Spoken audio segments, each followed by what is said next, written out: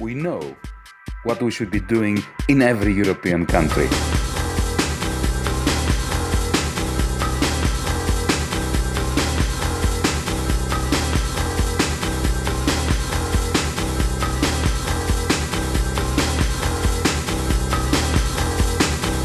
The DiEM idea came naturally out of the idea that such movements, such attempts have to exist in every country in Europe. And not only that, but these movements and initiatives have to be connected. We need not only state, even more, we need transnational, global, large-scale actions. Help spread the word better. From then on, you have to follow that line. The weak have created the DSG through the form. Do you realize that what we're doing in this room is we are answering the question that journalists keep putting to us? Is a European identity possible? Is it possible to have a pan-European movement? Well, it's in here. I mean, of course we have to grow in numbers, but we are growing in numbers. If you can do what you're doing here now, you've answered the question. And then it's simply a matter of bringing that answer out to the rest of you. So this is what DiEM is about, a broad coalition of democrats, the purpose of which is to put the demos back into democracy against the European Union establishment that sees people power as a threat to its authority.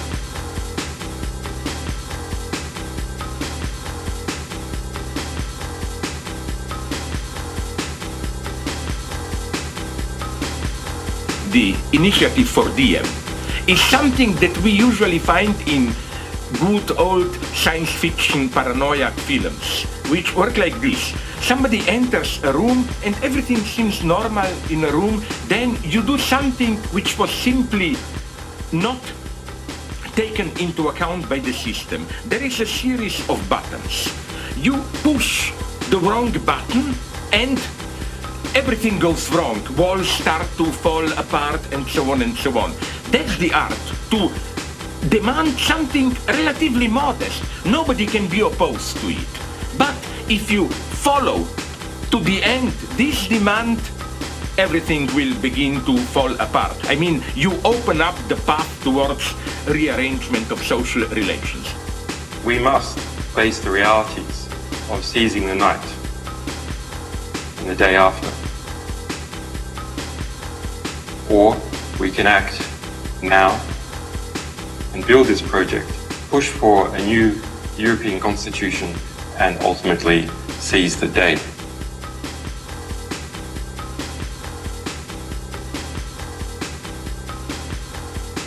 We need to do a better job. And the only way to do that is by working together, by speaking up louder, by being very emotional, by putting our passion into our speeches, not only our reason. When we started making the waves, we also soon realized that we are in fact part of the huge tide of hope. The tide of hope we see in DiEM25, in Barcelona en Comú, in Zagreb je naš, and all the other movements that inspire us. Now we are sure that our problem recognizes no borders, as we are sure that our strength lies in solidarity. And our message is that we cannot give up, and we will continue the struggle to reclaim our cities across our countries and across our Europe, and we will win. Thank you. When you want to build something, it's like you must have to do wrong choice. And yes, maybe I hope that now Europe will do good choice. Let's shake Europe. Gently. Compassionately. But firmly.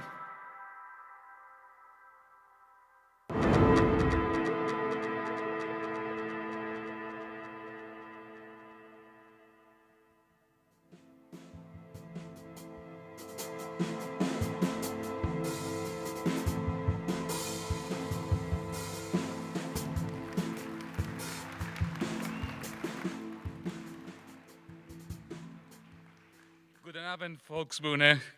Guten Abend, Berlin. Guten Abend, Deutschland. Es ist toll, wieder hier zu sein. In dem Theater, in dem alles angefangen hat. DiEM25 wurde hier geboren, in der Volksbühne, letztes Jahr. Und heute Abend ist DiEM25 wieder da. Reife, mit einem Plan A für Europa und bereit zu handeln. When we, DiEMers, are in Athens, we are all Greek. When we are in Berlin, we are all Germans, even if our German and our accents are inexcusable. Almost a year ago, in this splendid theater, we decided to get together to bind forces across different countries, to reach out and hold hands with contempt for borders and political party division lines, to shake up Europe gently, firmly, compassionately. This is what we've been doing since February 2016. We rejected the politics of borders and divisions. We rejected the politics of conformity and disintegration. We rejected the old style of doing politics, of cynical deals between politicians whose number one priority usually is or was how to secure careers for them and how to secure memberships of the inside of the network of power. We embraced a kind of politics which is really not very popular. We embraced the politics of concentrating on policy work, on the hard, boring work of answering questions such as, what should we do? If we had power, what would we do about the banks? What would we do about fighting poverty across Europe? Not just in one country, but throughout Europe. What would we do regarding public debt, regarding the low level of investments that is eating up the insides of our societies, of our hopes, of our aspirations? Since February 2016, what DiEM25 has been concentrating is to provide answers to questions that the European Union and our governments have not asked. Since 2008, we've been suffering an insidious economic crisis which is causing Europe to disintegrate, to spin out of control, with tremendous costs for human beings, with tremendous impact on xenophobia, on all those centrifugal forces that are tearing us apart. Have you noticed that since 2010, the European Union, the European Commission, the European Union Council, the European Parliament, the federal government here in Germany, the French government, the Greek government, the Spanish government, they've not asked one question, one important question. What must we do to end the European crisis? When Greece collapses, oh, it's a Greek problem. And we have to do something to bail out those corrupt, lazy Greeks. When the Irish fail, then we have to do something about the Irish banks and Irish austerity. Then when Portugal fails, oh, it's a Portuguese problem. When Spain's banks go pear-shaped, kaput, then we have to do something about the Spanish banks. When Italy is unsustainable, as it is, this is an Italian disease. Then you have negative interest rates destroying the pension funds of a Swabian housewife that upsets Mrs. Merkel and Dr. Schäuble. And this is a problem of the European Central Bank that keeps interest. None of them are asking the question, what is going on in Europe? And what should we do with the architectural design, with economic and social policy at the level of Europe? We are facing a systemic crisis in Europe. And the one thing we have not done is to deal with it systematically. So DiEM25 decided to do that which the European Commission, the European Parliament, our governments have not done. To come up with a comprehensive policy framework which consists of realistic, pragmatic, but at the same time implementable policies, which could be implemented tomorrow morning, and therefore radical policies, because compared to what we've been doing all these years, which is simply to extend the crisis into the future by pretending that we've solved it, compared to this extend and pretend tendency, our policies, policy framework, policy proposals are very radical, even though they are very pragmatic. For a year and a half, we have circulated since our birth here in the Volksbühne on the 9th of February 2016. We circulated a questionnaire to experts, economists, not just in Europe, in America as well, and to all our tens of thousands of DiEM25 members. Questions that pertain to all the problems that must be tackled to end the euro crisis and the European Union disintegration process. What do we do about banks? What do we do about public debt? What do we do about private debt? What do we do about investment? What do we do about poverty? What do we do to bring an end to this crisis, which is causing us to spin out of control? These answers that we got, and we got hundreds of answers, from DSEs here in Berlin, in Hamburg, in Portugal, in Greece, in Britain, from experts. It took almost a year to collate these answers, to give them a sense of concreteness, a beginning, a middle, and an end, to make them gel together. And this is the European New Deal policy paper, which we presented 2 months ago in Rome on the 60th anniversary of the European Union, the Treaty of Rome. And in Rome, in the launch of our European New Deal paper, we made a pledge. We said that, well, after working in the reverse to what usually political movements do, usually political movements get together, they say, oh, we want to be a political movement, forge an alliance with other politicians or people who would like to be politicians, ask for people to vote, and then if you ask them, what are they going to do if they win government? Then they say, oh, I will think about it. We're doing it the other way around. First, we answer the question, what needs to be done? In Rome, we announced it. I will say a few words about it. But the most important thing is, first we came up with answers as to what needs to be done, and then in Rome we said, okay, now let us begin discussing how we are going to do it. Who is going to implement this European New Deal? Because if you expect the deep establishment, Dr. Schäuble, or even Martin Schulz, or Macron to do it, you will have to wait for another lifetime. So the announcement in Rome was that we're going to meet 2 months later in Berlin at the Volksbühne on the 25th of May. So here we are.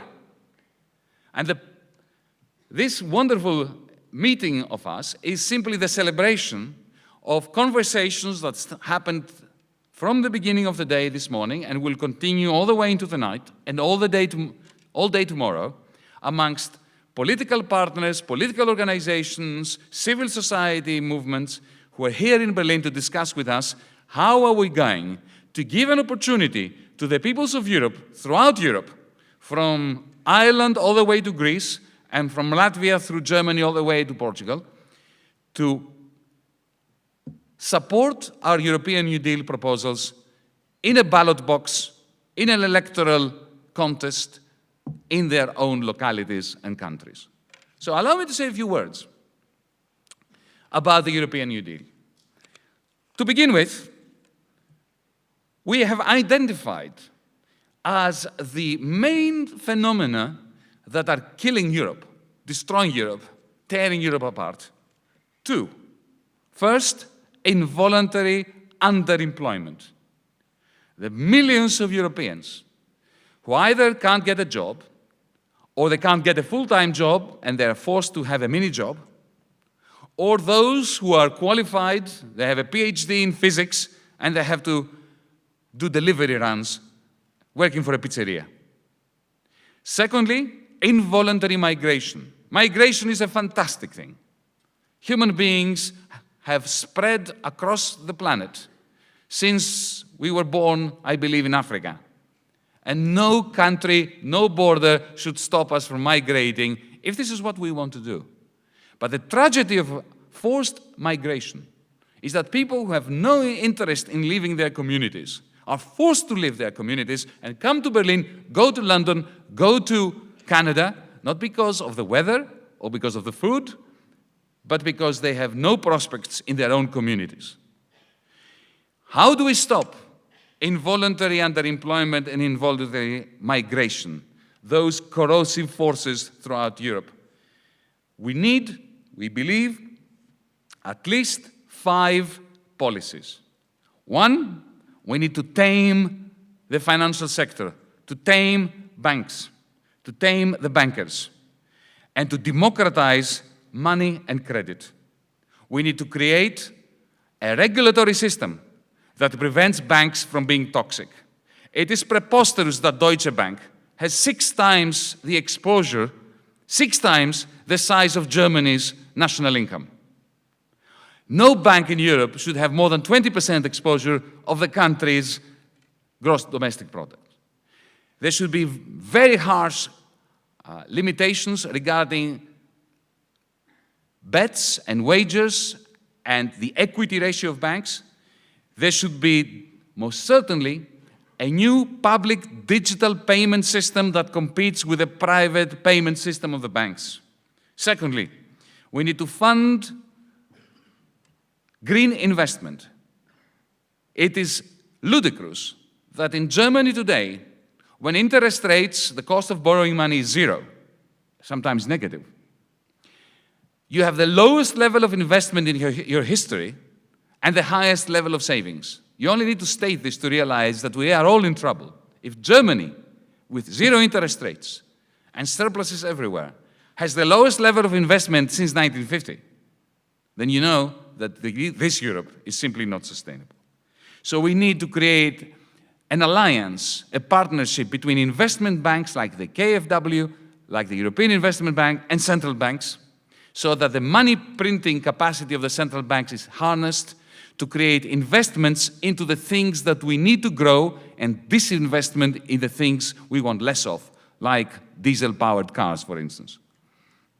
So we need to fund the innovators, but at the same time, we need to fund the society's maintainers, those good people who provide care in the communities, who look after all these mundane processes that are not high-tech and innovative, but are essential, like those who clean the sewers, those who replace electricity lines, those who look after schools and hospitals.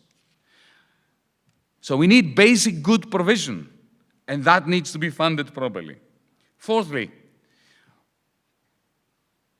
have you noticed that increasingly with the use of digitization and artificial intelligence, social capital is multiplying?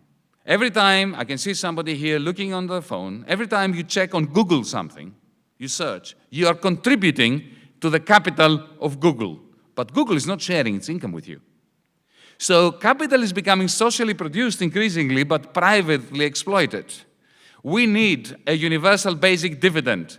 We need a part of the shares of corporations to be publicly owned so that the dividends, the income that they produce, is distributed across society. If we don't do this, with automation exponentially rising, we're going to have more inequality, more instability, and in the end, even the corporations are going to suffer. And lastly, we need to defeat the euro crisis. We have a whole chapter on how this can be done tomorrow morning. We do not need the treaty changes that Emmanuel Macron is proposing and Wolfgang Schäuble and Martin Schulz say 9 to.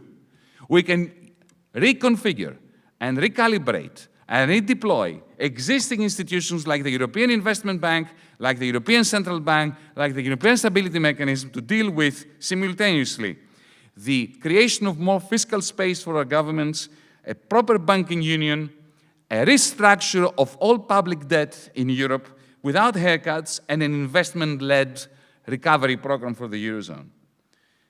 If you read our European New Deal paper, we are proposing the creation of some very important new institutions that can be done on the basis of enhanced cooperation, which is already part and parcel of the panoply of the European Union. It's in the Lisbon Treaty.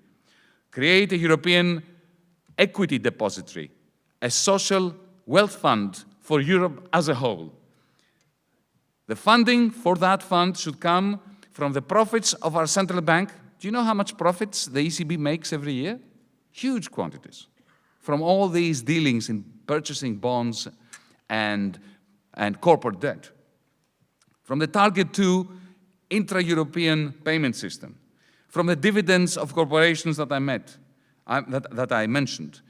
From a share of the monopoly profits that corporations make from intellectual property rights. From a pan-European inheritance tax. And finally, from a pan-European carbon tax. These funds must go into a common social wealth fund for Europe as a whole. We call it the European Equity Depository, from which to fund the basic goods that I was referring to before and the universal basic dividend. Our European New Deal agenda is also presenting what we should do tomorrow morning in the very short term. For instance, the public digital payment platform, you can implement this in less than a month. The anti-poverty scheme that we need in order to solidify Europe can be funded tomorrow morning from the profits of the European Central Bank. The European Investment Bank and KfW, European Central Bank Alliance, it only takes one announcement to start activating it. This can be done within a month. In the medium term, we are proposing the new bank regulation regime, the housing and jobs guarantee scheme, as well as the green transition investment program. And in the longer term, the activation of the universal basic income. And once we have stabilized Europe and we have produced hope again, then we can sit around the table as European citizens to discuss how we're going to draft that which we are missing. A democratic constitution for Europe that replaces all the treaties and which gives Europeans an opportunity to create a European demos and put the demos back into democracy.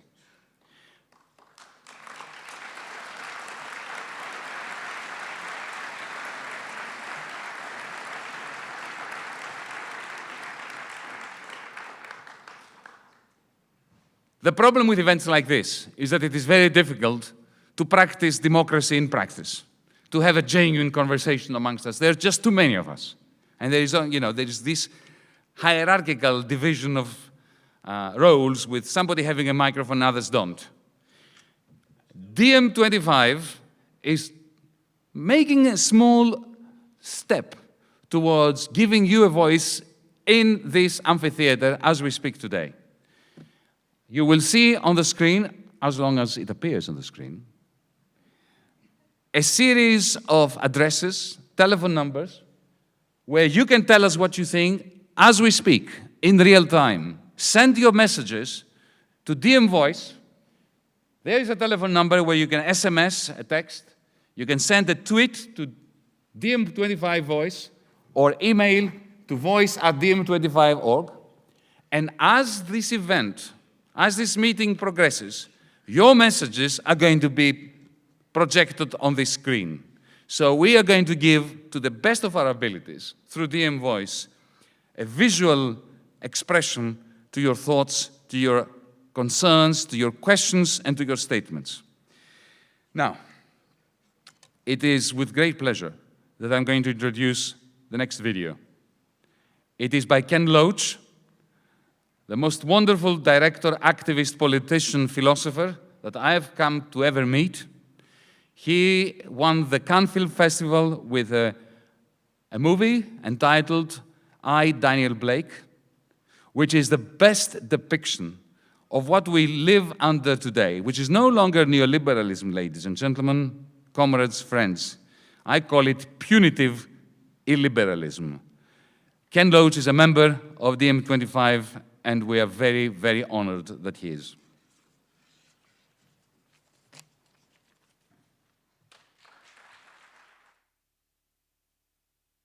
This is a message to support DiEM25 and to wish you luck and send solidarity to the meetings you're having. I guess the decision to leave the European Union should not have come as a surprise to us in Britain, with hindsight, because many people, many working class people feel alienated, left behind, abandoned, not represented politically. A society getting more and more unequal. If you're poor, it's your own fault. If you haven't got a job, well, you haven't filled in the right form, and you'll be sent to a food bank to eat from a charity handout. At the same time, the rich get richer. Billions given away in tax credits to the richest and the rich corporations. And the European Union has been a party to this, so it's no wonder people left. But that doesn't mean we don't need to cooperate in Europe. And I support DiEM's project and Yanis Varoufakis' exposition of that. We need to work together. We need to have an economic policy that links up across Europe, that's based on, in the end, will not be based on the principles of this European Union, of prioritising profits for big corporations over workers' rights, of demanding ever more privatisation, of crippling countries like Greece, where people have been left in desperate poverty at the demand of the European Union bosses, undemocratic bosses. So we have to work together. We have to work together respecting our diversity.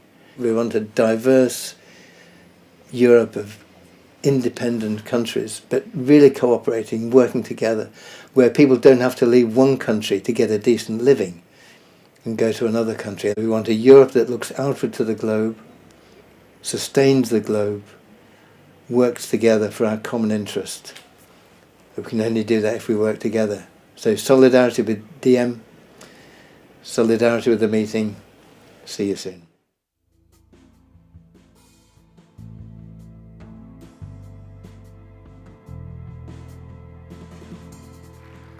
And now I would like to invite to our stage here at the Volksbühne excellent colleagues, comrades and friends. I shall begin with somebody that just lives across the road, my great friend and comrade Katja Kipping of Die Linke.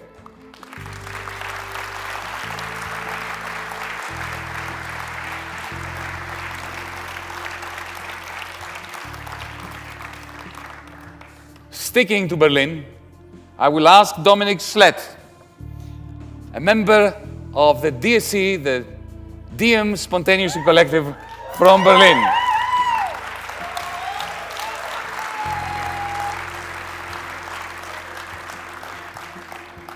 Agnieszka Dziemianowicz-Peck from Poland, representing Razem.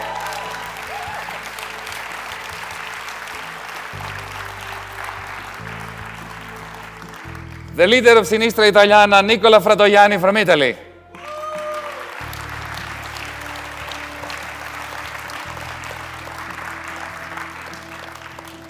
Julien Bayou, who represents the Greens and the progressive forces that have allied themselves in France with DiEM25 and a candidate in the next election for the National Assembly of France.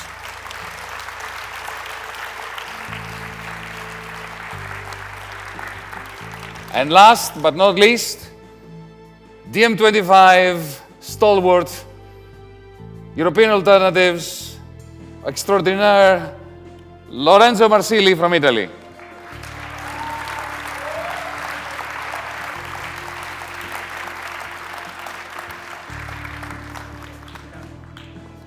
Well, I'm going to pose some questions, and you can reply in any way you want. You can even ignore the question and give us your own take on what really keeps us up at night and what we should worry about. I shall begin with Katja, since you were first on stage. We are in your city. We have a federal election for the Bundestag coming up. Katja, how do you see the prospect of a coalescence of progressive forces, both within Germany and in Europe, along the lines of what DiEM25 is not only proposing, but hoping for, dreaming of, working towards. Yanis, this is really a crucial question. Dear friends, Yanis wanted me to speak in English. However, since we managed to convince Katja Müller to be an interpreter, and he's not only an interpreter, he is also a very famous person within the social movement for climate justice. Some even say, yeah, it's yours. Some even say he is the George Clooney of the social movement for climate justice. I didn't want you to miss him and his abilities, and his English pronunciation is so much better than mine, so sorry for speaking German. Yanis, wie du weißt, bin ich eine glühende Europäerin, und als glühende Europäerin finde ich zwei Dinge unerträglich: den aktuellen Kurs der Europäischen Union und die Idee, dass ein Rückzug in den nationalen Tellerrand die Linke irgendwie voranbringen könnte.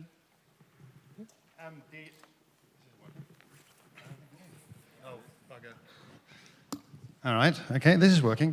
Dear Yanis, as you know, I'm a glowing European, and as such, there are two things that absolutely horrify me.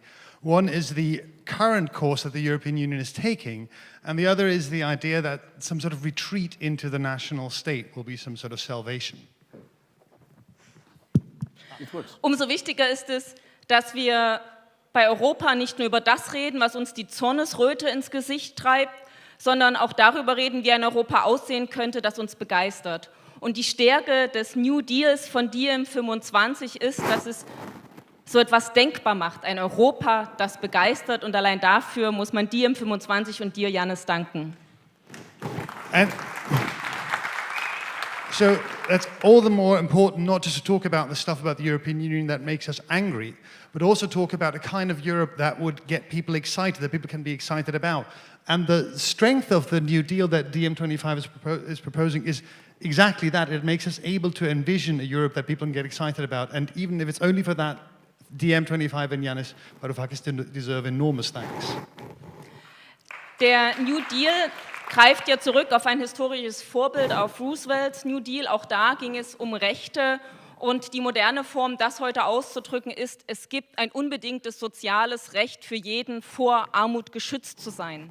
Und ein Europa, das begeistert, müsste alle Menschen, die in ihm leben, sicher vor Armut schützen. Und dafür gibt es eine Möglichkeit, einfach in jedem Land eine sanktionsfreie Mindestsicherung einzuführen, die alle Menschen vor Armut schützt. Solch eine Mindestsicherung wäre quasi der materielle Ausdruck einer sozialen Unionsbürgerschaft.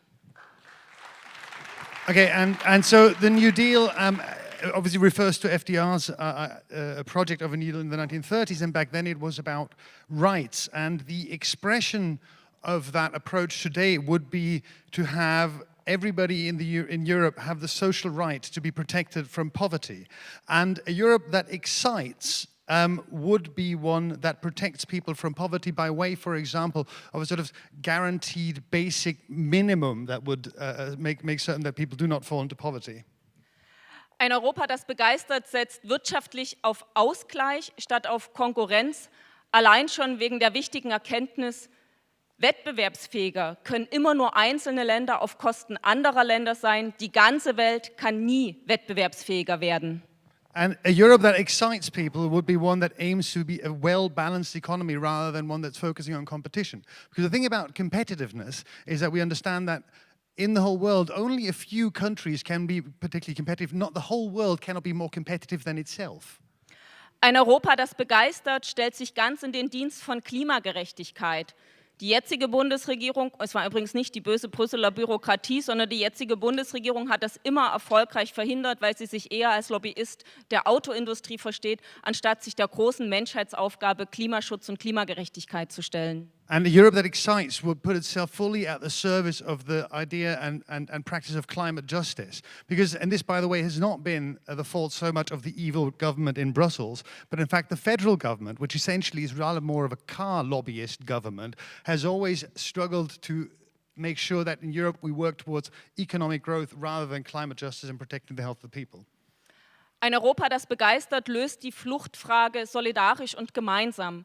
Und dafür habe ich einen ganz konkreten Vorschlag, eine Art Fluchtumlage, wir können es auch Willkommensdividende nennen, entweder für Länder oder auch für Städte, die deutlich mehr Geflüchtete aufnehmen, als sie eigentlich müssten, werden finanziell unterstützt und zahlen sollen dafür Millionäre und Milliardäre. And excellent idea. And a Europe that excites would also attempt to solve the question of refugees and the migration question in a way in solidarity and together. And the concrete proposal I have for that is that regions or countries that would take in more refugees or migrants than their average share would receive some form of welcoming dividend, and the funds for that would be taken from taxing the rich. Und ein Europa, das begeistert, muss natürlich aussteigen aus der Spirale aus Militarisierung und Aufrüstung und endlich einsteigen in Abrüstung und Entspannungspolitik. And a Europe that excites people would have to get out of the spiral of militarization of this growing arms race and have a foreign policy aimed at détente and peace. Das Problem ist, die gegenwärtigen Kräfte und Machtverhältnisse stehen denen im Wege. Was also tun? Und ich finde, eine wichtige Erkenntnis der Erpressung der linken Regierung in Griechenland lautet, einige werden wohl gehen müssen. Und jemand, der unbedingt gehen muss, ist der deutsche Finanzminister, der alte Gegenspieler von Yanis Varoufakis, Wolfgang Schäuble und mit ihm übrigens auch Angela Merkel. Now, obviously, the situation as it is right now, current social force relations in Europe are kind of opposed to this kind of programmatic. And it seems to me that one of the lessons that we learned from the last few years is that some people will definitely have to go. And one of them is Yanis' old nemesis, Dr. Wolfgang Schäuble, and also Chancellor Merkel. Und es gibt nur eine demokratische Möglichkeit. Sie müssen abgewählt werden. And there's only one democratic way to do that. They have to be voted out of office. Und ich sage das in dem Wissen darum, dass die Möglichkeit einer Mitte-Links-Regierung gerade alles andere als die wahrscheinlichste Lösung ist. And I say this knowing full well that at this point in time, having a center-left government in Germany is not the most likely possibility. Weder von den Umfragen her, noch von den Einstellungen der beteiligten Parteien. Auch in meiner Partei gibt es darum heftige Debatten, aber ich bin überzeugt, das Solidarischste, was Linke in Deutschland gegenüber Linken in ganz Europa tun können, ist dafür zu sorgen, dass Wolfgang Schäuble geht. So neither the polls yield this, nor is it currently very likely, given the sort of opinions in the different parties that have to be involved. In my party included, there are some sort of significant debates about it, but I'm convinced at this point that the strongest kind of support that German leftists can show to the left, all of Europe, is to get Merkel and Schäuble out of office. Und perspektivisch, Yanis, wir haben vorhin schon darüber diskutiert, braucht es natürlich europaweit eine linke Kraft, die verbindet alles, was linksökologisch ist, sozialdemokratisch und sozialistisch. And in order to get there, obviously we understand that what we would ultimately need is a sort of Europe-wide left force that would gather together all the different programmatics of the left that are environmentalist, that are emancipatory. Und sozialistisch? Oh, God, Jesus, I forgot. You forgot. I forgot socialist. That's terrible. Oh my God, I'm very sorry. Left, ecological, emancipatory, and socialist, comrades. Absolutely. That was awful. Okay, um zum Schluss zu kommen, momentan tobt eine Auseinandersetzung um die Zukunft Europas. Leider sind bisher vor allem die Kräfte der Rechtsextremen und die Neoliberalen sichtbar als Akteure. So to come to an end, what's right now happening, obviously there's a battle for the future and the soul of Europe, and unfortunately in this battle recently it's more the neoliberals and the right-wing populists that have been visible. Wenn es aber Hoffnung für diesen Kontinent gibt, dann liegt sie bei keinem von beiden. Wenn es Hoffnung für diesen Kontinent gibt, dann muss der dritte Pol, das Lager der Solidarität oder wie ich es nenne, die soziale Alternative von links, deutlich gestärkt werden. Das ist eine schwierige Aufgabe und DiEM25 kommt darin eine zentrale Bedeutung bei. But if there is to be hope for Europe, then that hope can only lie in the strengthening of the third pole of the the sector of solidarity in society, that the left, and then I lost you at the end actually. Eine social alternative. A social alternative. I keep forgetting all the social words. Okay, as a social that there's a social alternative from the left in Europe, and DiEM25 is a start into that. Well, danke schön, Katja.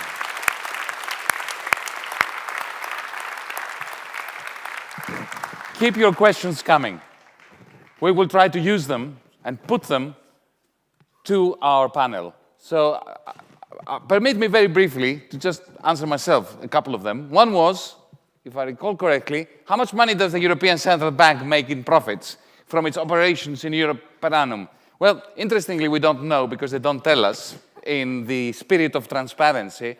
But if you want me to give you as an economist an estimate now with quantitative easing, it's at least 50 to 100 billion a year. It's a very substantial amount of money from which we could fund an anti-poverty program instead of giving it to Dr. Schäuble and Mr. Dijsselbloem. Because this is what happens with the money now. It goes back to the treasuries of the surplus countries. There was another message saying, how does DiEM25 conceptualize art and art activism? Are we using it simply to beautify what we do? No, we don't. We do not have an instrumental approach to art. We are not socialist realists. We do not believe that art is there as a useful tool by which to propagate ready-made ideas. We believe that the aesthetic, the intellectual, the philosophic, the artistic, and the musical even, are part and parcel of producing politics. Ken Loach is an excellent example. He's not the only example. His films inform our politics, inform our economics, inform the way we are doing politics and economics. So keep sending your messages. We will come back to that. We have had just greetings from Sweden. Allow me to go to Dominic, because we are going to stay with Berlin. Dominic is at the other part of the spectrum of institutional politics. He is an activist, a member of the Berlin DSC. Yes. I have a question for you, Dominic. When you see people like Katja, who's a member of the Bundestag, or me, who's been, even for a very brief period, a finance minister, what do you think about doing politics with people like us? Is this something that is exploitative for activists, or is it something that we can actually build upon in order to create a progressive movement which is both pan-European, powerful, and at the same time open and horizontal to people like yourself? Well, it's both, I guess. It helps pretty much for our local group to get like the big names, people coming to us and yeah, asking you, we know you from internet, we know you're DiEM. So on the other side, they actually surprised that there are like real DiEM activists and not just a digital group which somehow connected or is networking. So yeah, it helps reaching out, So we're going outside and start doing our thing, and this is how we do it. So we do it grassroots. We try to be organic, to be open, democratic, and we let ourselves grow. So, for example, when we have the New Deal and it was launched in Rome, there was quite an attention for this time, and this helped us as well. So we get invitations actually by the Social Democratic Party from Potsdam, and we went there and we presented the New Deal in a short way, and they said, yeah, that sounds pretty social democratic, So one can think about that whatever one wants to, but in the end, there were like the basic members of the Social Democrats, and they were saying, yes, this is something we need a reform. So there is the will of the basis of the Social Democrats, at least in Germany, to cooperate, because they think the New Deal is professional, and all our grassroots activists actually worked with that New Deal. They have taken part in developing it. And this was quite impressive. So this very New Deal is not only helping, it also gets like more professional people coming to our DSCs, to our local groups. There was, for example, also a banker from the Green Party, and he said, yeah, this New Deal, we need that. We need to control the banks more. We need to do like the capital dividend. So it's both. And it also helps us giving like a framework. So within this framework, we see that the New Deal is also mentioning right to rent, for local initiatives, for example. And so we organize here in Berlin our DiEM Lab, And within the DiEM Lab, we invited like City from Below. We invited like Give Something Back to Berlin, which is dealing with migrants here in Berlin. And when we were inviting them, we also trying to learn from them. So what can we do as DiEM for you? What do you need? And they say, yeah, we lack political representation, actually. And so we said, yeah, maybe we can help out with that. You know, we stay open, being organic, being democratic, and just listening and not talking too much in this case. So,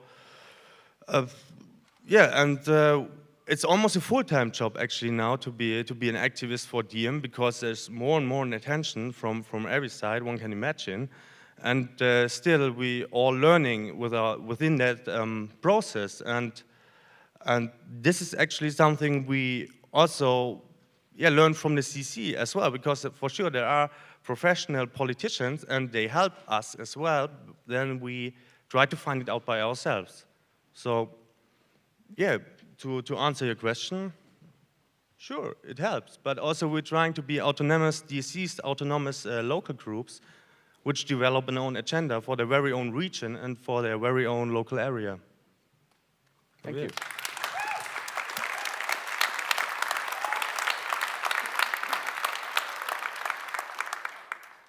If you allow me a personal comment, one of the greatest pleasures since I entered the role of the realm of politics is to be part of DiEM25 for one reason. Do you know how wonderful it is to be part of the same transnational organization with people like Dominic and people like Agnieszka and these guys here without a confederacy in between us? One transnational organization, it really doesn't matter whether we are Greeks, Italians, Germans, Poles. This is on its own a great source of comfort. Speaking for myself. Agnieszka.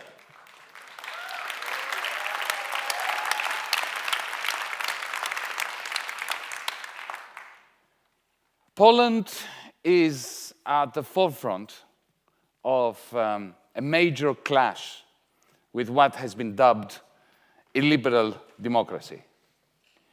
The North-South divide that we used to have in the European Union has now been augmented with an East-West divide. But this is what happens when we have political fragmentation. RASM, the political party that you represent, is pushing against this awful specter. Is the European New Deal something which is relevant to you? And how can the rest of us in DiEM25 help? Thank you, Yanis, for that question. And let me answer with a few words about why such political party as RASM, national political party, left-wing political party, decided to invest its efforts, but more importantly, its hopes in such movement as DiEM25. RASM is a new progressive, relatively new progressive left-wing party in Poland based on principles of equality, social justice and human rights. But from the very beginning of our existence, we realized that the problems we are dealing with on the national level cannot be addressed properly only on the national level. They are inherently linked to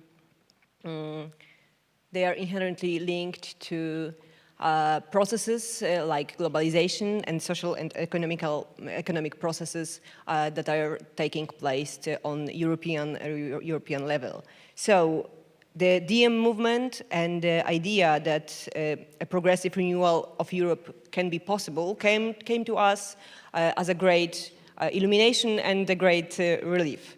We saw DiEM as a partner we dreamed of, the partner that knows that Europe has to be saved, that it has to change, but that it has to be done by radically democratic methods. And this is why we joined DiEM with all our enthusiasm and hoping to be inspired by its ideas, but also to offer some of our own Polish and Eastern European perspective on what changes Europe needs. We believe that we can achieve the much needed synergy between Razem as Polish political party and DiEM in the form it is currently taking. The creation of DiEM was a result of a very careful diagnosis of the European crisis, that there is a European core and a periphery which is being exploited by it. This periphery usually meant countries like Greece or Portugal, touched by the crisis of the common currency. However, in Razem we see that Europe has not one, but two peripheries. Apart from the south, there is the east, 11 former communist countries that mostly are outside of the Eurozone, with the population making 1/5 of the population of the European Union. And we believe that the eastern periphery needs its own revival and its own new role in Europe. Because as much as the center economically drains the south, it also drains the east, except it operates in slightly different mechanism. They are not about debt, they are not about euro, but they are about the difference in wages and social security systems between east and west. Workers in the east today earn several times less than their western colleagues. They operate on an ultra-precarious and highly insecure labor market. They barely organize. Both local businessmen and foreign investors run cheap labor businesses. Subcontracting and exploitation of workers, it's the very essence of how the Eastern economies are organized and how they compete with each other. No wonder that Eastern Europeans, exposed to the dramatically damaged labor market at home, prefer to immigrate to the UK or to Germany. And so millions and millions of Easterners are living abroad. And DiEM, of course, addresses many of these problems with ideas like the job guarantee program, or the new investment politics, or the universal dividend. We greet this with joy and are very glad to see new solution emerging. But as Razem, as representatives of the Eastern Europe, we want not only to promote them in our region, but we also want to work further on end, and we want to contribute ideas on how to deal with the imbalance between East and West. For example, we need to find a way to equalize wages and social security system across the continent. In Razem, we believe that it is time for an open discussion on such topics like Europe-wide trade unions, European unified work standards, and perhaps an institution overseeing them, or a convergence program for the minimum wages in Europe. But the second key point for Eastern Europe is the political rights of migrants. We urgently need a radical change in the way we think about migration of Europeans. We must stop thinking about it as a separate processes of emigration and immigration and start talking about it as internal immigration within one European organism. The political crisis in almost all Western countries revolves around the exclusion of the newcomers from the shrinking system of social benefits and workers' rights. Masses of people around whom the debate revolves have zero say about themselves. They are EU citizens with a strong European identity, and yet their fate, their working rights, and sometimes even their right to stay where they are living is decided above their heads. So we would like to pose a question also to our DiEM partners, that perhaps it is the time to give migrants full political rights in their new homes. Perhaps this is the time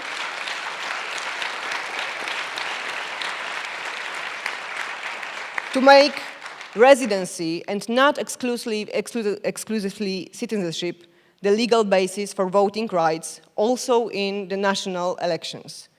Because only with Because we believe that only with such rights, such political rights, migrants can really and truly emancipate themselves from the status of a human resource and become political actors. So to conclude, we are convinced that to build a truly progressive and truly democratic Europe and to address this imbalance between East and West, we need to think of two things. One is the economic foundations of justice and equality, and the second is this emancipation of all Europeans. Thank you.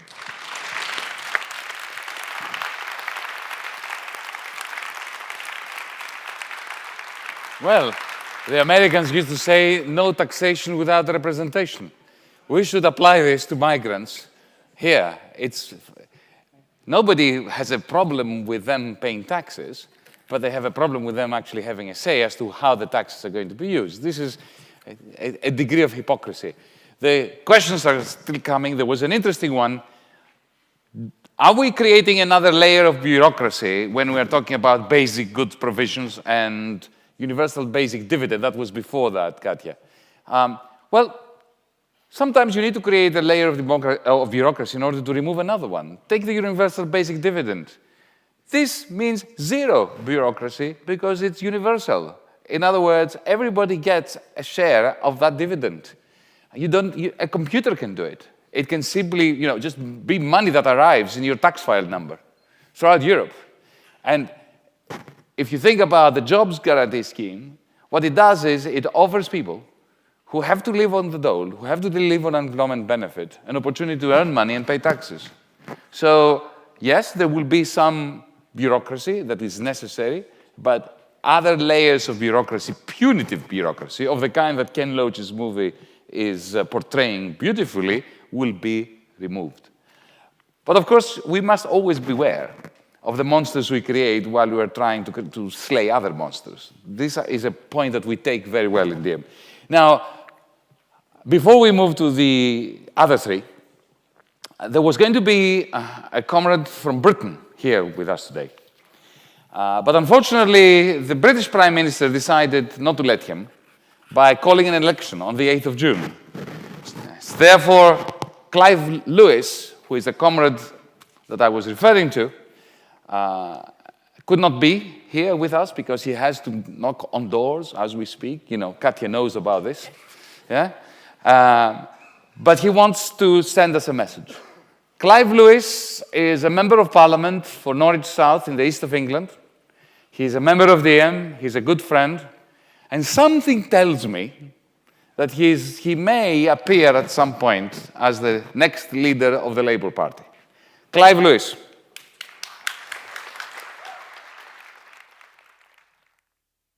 I'm sorry I can't be in Berlin, but this is the next best thing.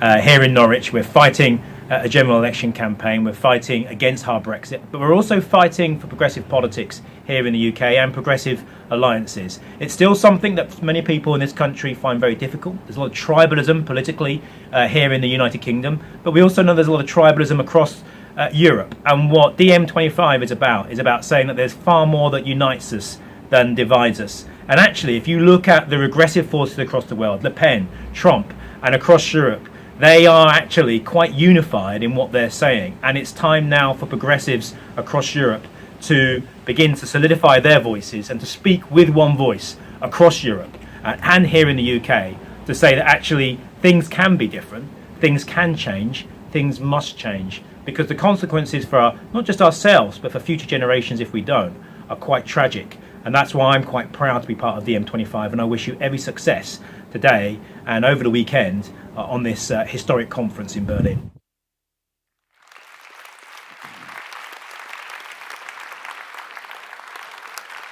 Let me use this opportunity of having Clive Lewis, even by video,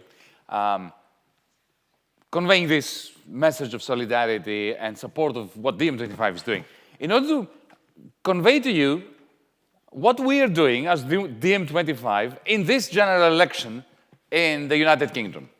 Even though we're not participating directly as DiEM25.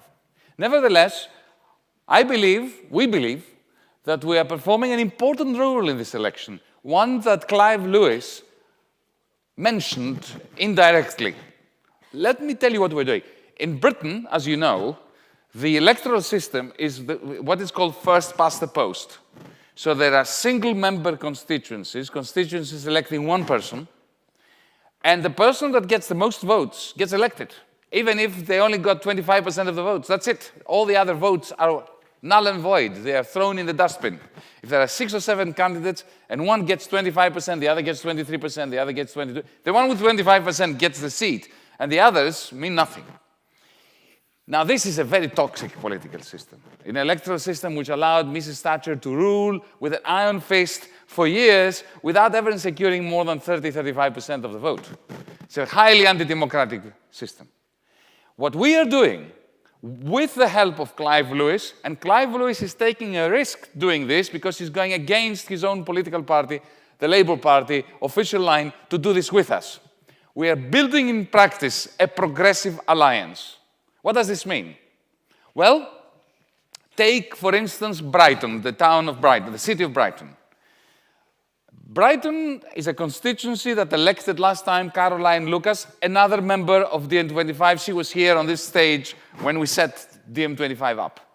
Now, it is absurd that the Labour Party is standing against Caroline Lucas, therefore jeopardizing her possibility of getting elected and making it possible for the Conservatives to get elected.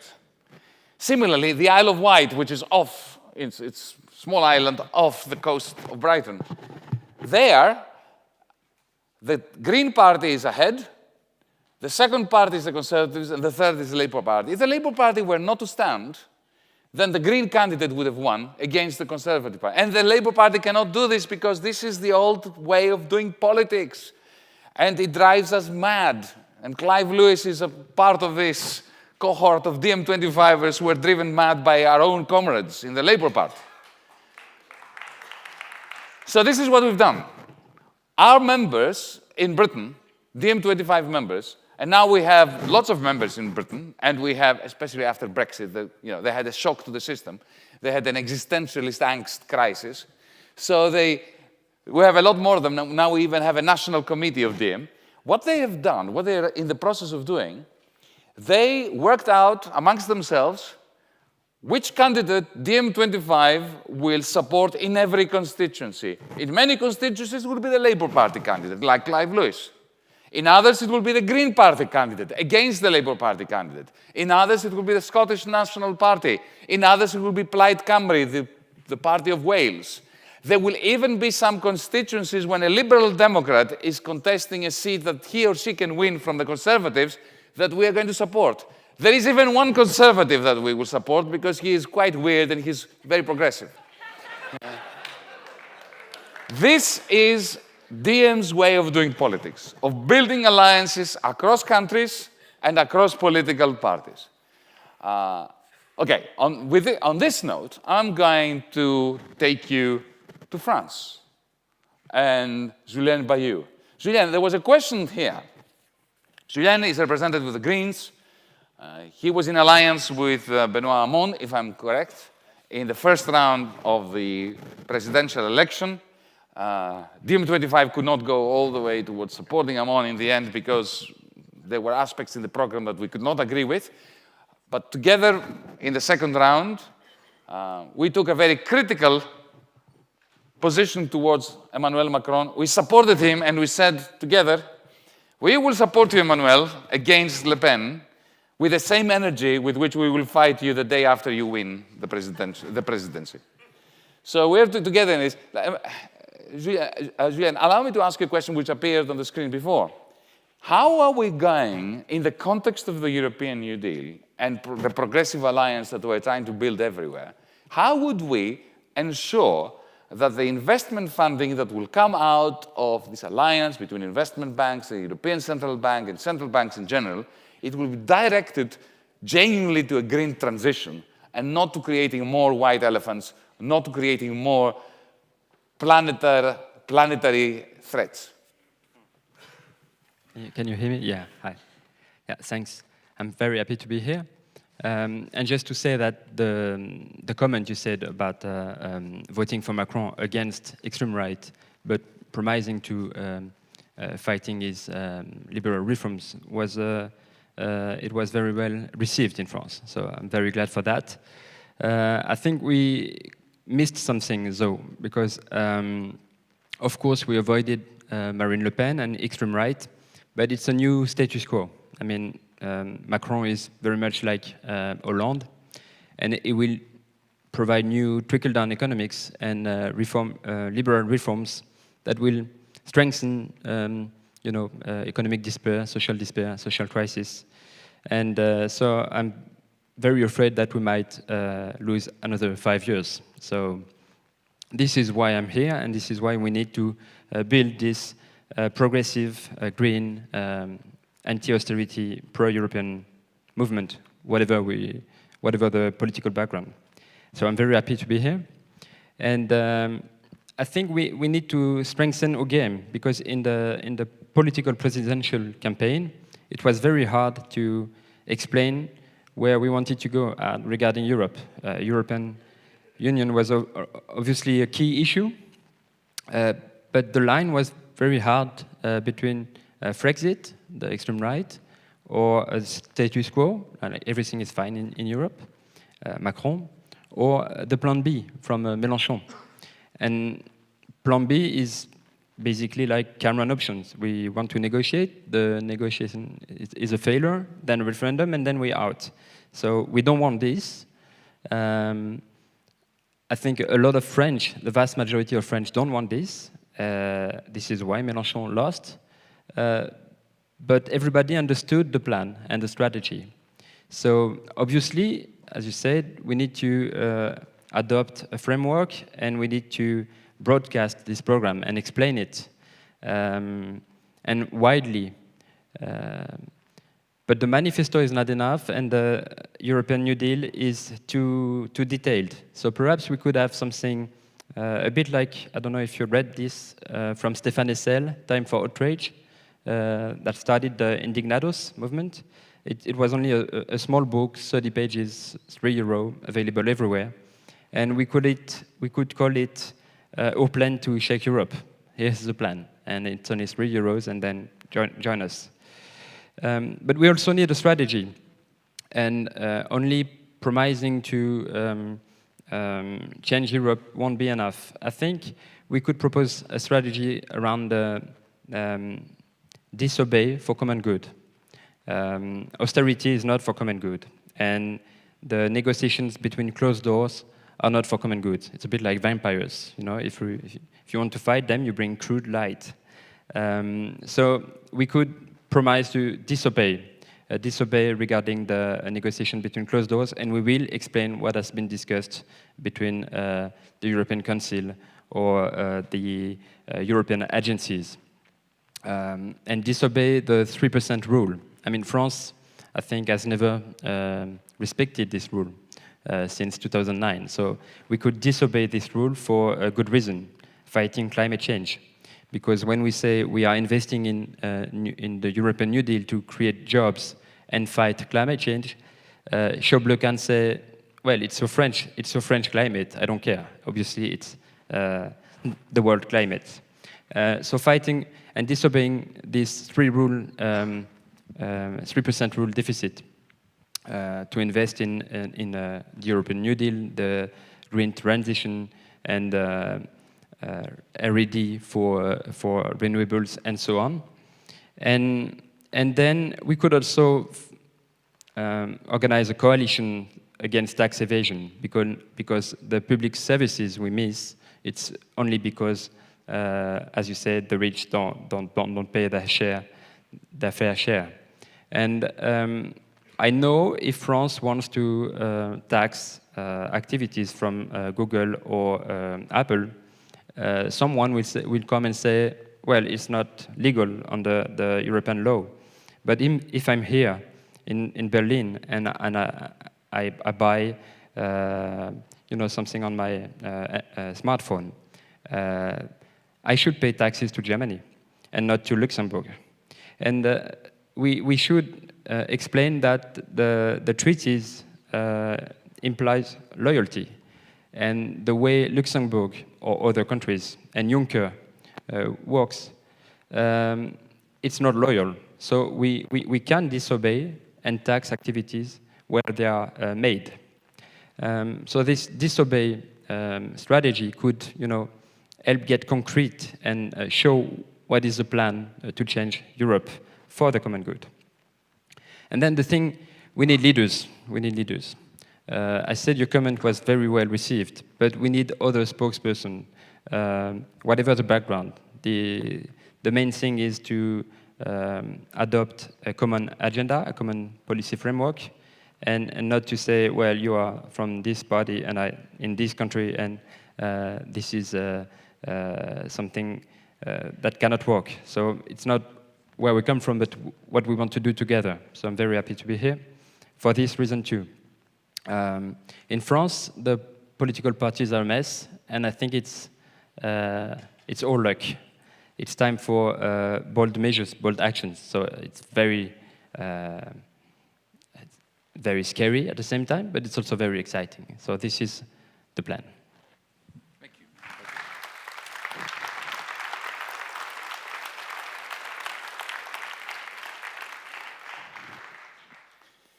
Nicola Fratoianni, representing Sinistra Italiana, the progressive forces of the Italian political scene, which is going in the same way as the Italian economy, fragmenting, dividing, and multiplying.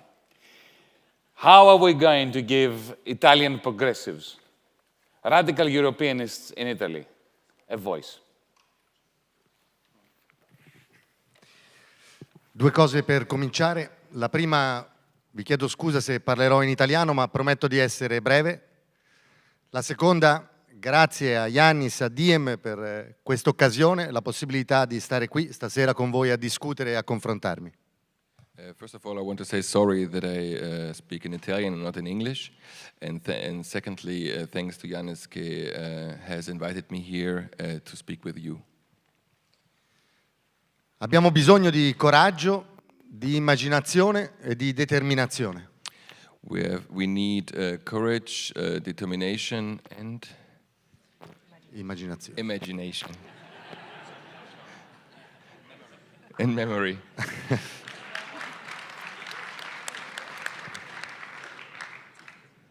La situazione dell'Europa, come Yanis ci ha ricordato, è molto grave e il progetto europeo è a rischio. The situation in Europe is very grave and the project is at risk. La discussione sull'Europa oggi è polarizzata, da un lato i nuovi nazionalismi regressivi, fascisti, pericolosi. The discussion is polarized. On one side we have the fascists and the regressive nationalists. Dall'altro lato quello che io chiamo il populismo di Maastricht, l'elite che cerca di rigenerarsi per dare stabilità ai propri privilegi. On the other side we have something like a Maastricht propaganda that tries to secure the influence of the elites. Nessuna di queste due risposte affronta però il problema centrale, quello della diseguaglianza che cresce sempre di più. But none of these two approaches confronts the real problem, which is the disequality, the inequality. Diseguaglianza di reddito, di ricchezza, di potere, di democrazia, di opportunità. Uno dopo l'altro. Diseguaglianza di reddito, income, potere, power, democrazia, democracy, opportunità. Chances, opportunities. Allora, per dare una prospettiva alla sinistra in Italia, occorre innanzitutto ricostruire una piattaforma che affronti questo problema. To give a perspective to the left in Italy, we need a platform to articulate this perspective. Yanis dice, noi di DiEM, prima di discutere di alleanze, vogliamo discutere di proposte. Noi vogliamo fare la stessa cosa in Italia. Vogliamo ricostruire una proposta e vedere su questo chi è disponibile a battersi per quegli obiettivi. As Yanis says, we don't want to talk first about alliances and then about proposals, but the other way around. And this is also valid for Italy, where we want to do exactly this. Occorre innanzitutto riconoscere che durante la crisi non è andata per tutti allo stesso modo. We know that during the crisis it hasn't gone, it wasn't the same for everybody. Pochissimi si sono arricchiti moltissimo, i più si sono impoveriti, hanno perso potere, reddito, cittadinanza. Very few have become rich and the majority has lost income and influence. E allora occorre porre il tema della redistribuzione. So we have to confront the subject of redistribution. Redistribuzione del reddito, redistribuzione del lavoro con la riduzione del tempo del lavoro, redistribuzione del potere e della democrazia. So the three things to be redistributed are work, income and power. Occorre battersi contro l'ingiustizia fiscale. There is the fight against the injustice of taxes, of taxation. Il 1° giugno in Italia, Sinistra Italiana, il mio partito lancerà una campagna che propongo di costruire tutti insieme in Europa. 1st of June, my party will propose, will make a proposal. The proposal? Una campagna che propongo di costruire tutti insieme in Europa. Which he will propose for everybody in Europe to construct together. Saremo a Torino davanti a un grande negozio della Apple. We will be in front of a big Apple store in Torino. Per dire che è inaccettabile che la Apple in Italia guadagni miliardi di dollari e paghi lo 0,005 di tasse. And to repeat, well, they want to say there that Apple is making billions of profits, but pays only 0,005% of taxes. C'è chi prende e non dà mai nulla. È arrivato il momento di chiedere a chi ha preso, di restituire qualcosa alla grande maggioranza della popolazione europea. There are some who take and give never anything to the others, and now it's time to ask of those who take to give something back.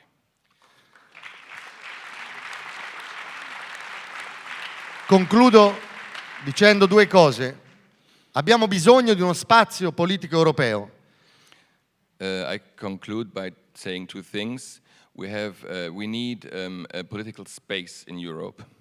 E per questo il lavoro di DiEM è un lavoro importante. For this reason, the work of DiEM is important. Abbiamo però bisogno che quello spazio si rafforzi anche grazie alla costruzione di alternative politiche nei nostri paesi. And it's important to make this space have an influence by giving this influence in the different regions and countries. E allora permettetemi qui a Berlino di fare i miei auguri, quelli del mio partito, a Katja Kipping, alla Link, perché il loro risultato alle prossime elezioni è un risultato importante anche per l'alternativa che vorremmo costruire tutti insieme in Europa. Grazie ancora per questa serata e buon lavoro. My congratulations to Link in Germany, because they are making a very important work and we want to support it here. Thank you, Nicola. And now I'm going to turn to my great friend and colleague, again from Italy, Lorenzo Marsili, but he's international. He's pan-European. He cannot be pinned down. He's a member of the coordinating collective of DiEM25, one of the accomplices behind DiEM25. Lorenzo, I'm going to combine two questions that appeared on the screen.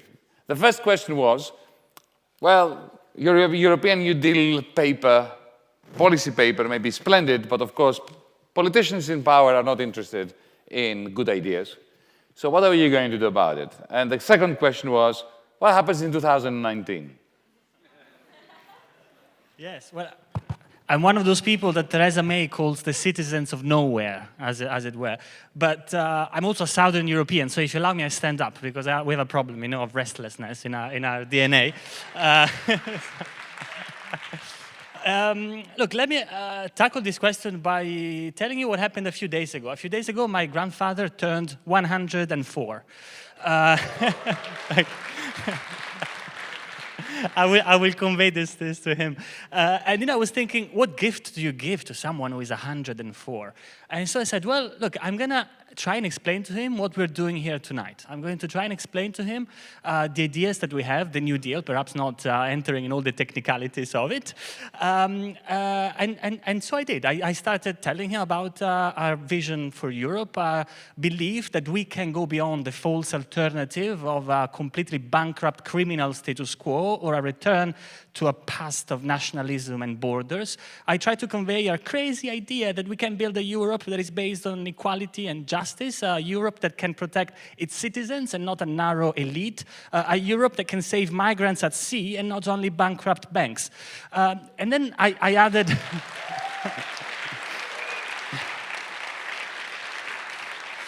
But, then I shrugged my shoulders and I said, but of course, I know this may sound very utopian, and if you look around you, it may sound completely unrealistic. The powers that be won't listen, as you said, or as the question said. And he answered something very interesting to me. He said, I was born, he said, when the First World War broke out. I grew up in fascist Italy. When I was your age, I was in the middle of a war and my boat was sunk off the coast of Somalia. I came back to Italy to find a ruined country and a child of 3 that I had not yet seen before. Then we managed to do away with monarchy, we managed to do away with fascism, we managed to build democracy and to reach a level of prosperity that I, he said, would have never dreamt of. So let me tell you this. When you say that this may sound unrealistic, my experience tells you that only one thing is unrealistic, and that is to believe that things remain as they are, because they don't.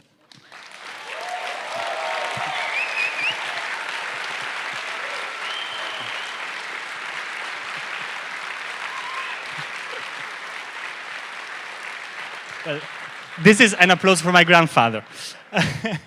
He will appreciate this enormously.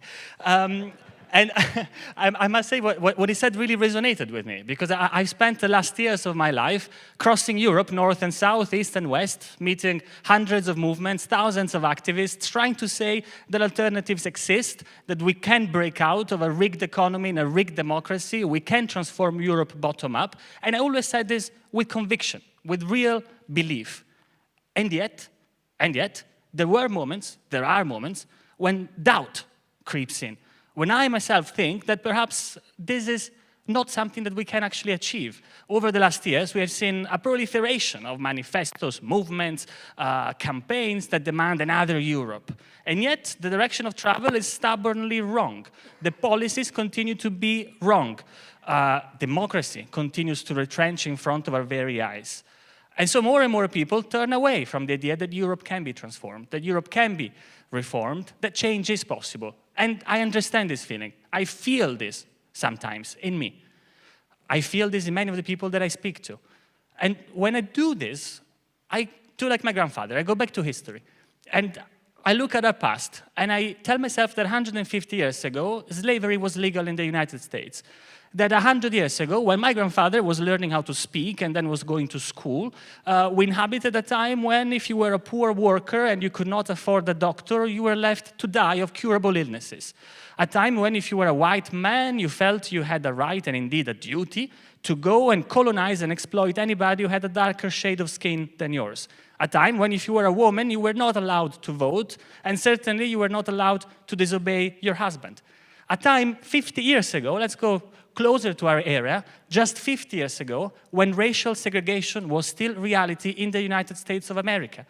When 25 years ago, racial segregation was still a reality in South Africa. Every one of us will have many more stories to add to this. But the bottom line is one. Over the last 100 years, we have won. People like us have managed to emerge from a system so corrupt, so barbarous, as to be unspeakable. We have done this, and how have we done this? We have done this through the power of popular mobilization. We could not have done it without the labor movement.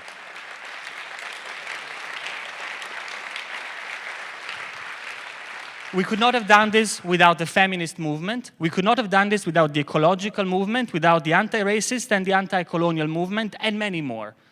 Today, The challenge we have in front of us is to return to be part of this glorious tradition. And yes, the time is ripe for a pan-European political movement that has the crazy ambition of turning this continent upside down from the bottom up, and to do it by 2019. Now, what is 2019? It is the date of the next European elections. But when we talk about 2019, we're not talking about the petty, boring games of electoral politics or the petty, boring games of old parties that are mostly interested in getting a few people in parliament so that they can continue to be paying salaries. What we're talking about is the need for a pan-European political revolution that returns the ownership of this continent to its citizens. What this means is that we need to be able to construct a vehicle for such a pan-European political revolution. We need a force, we need a pan-European movement that is able to campaign, mobilize, organize, perhaps also win elections all across Europe, from Portugal to Poland. We direly need this today, and I think your experience, Yanis, in Greece testifies to this. The spectacle in 2015 of the Athens Spring, of the attempt by Greece to demand a different economic deal for the whole of Europe, and that attempt being crushed by the nation states and the national elites of all the European Union, without us being able to declare 1 hour of strike in Germany in support for the Greek workers, without our Spanish comrades being able to fill the squares of indignados in Spain, in Madrid, in Barcelona, in support of what was happening in Greece. Our collective incapacity to put up a real pan-European struggle shows that we need something that is able to perform that role, and we need it direly to make sure that what happened in 2015 is never going to happen again.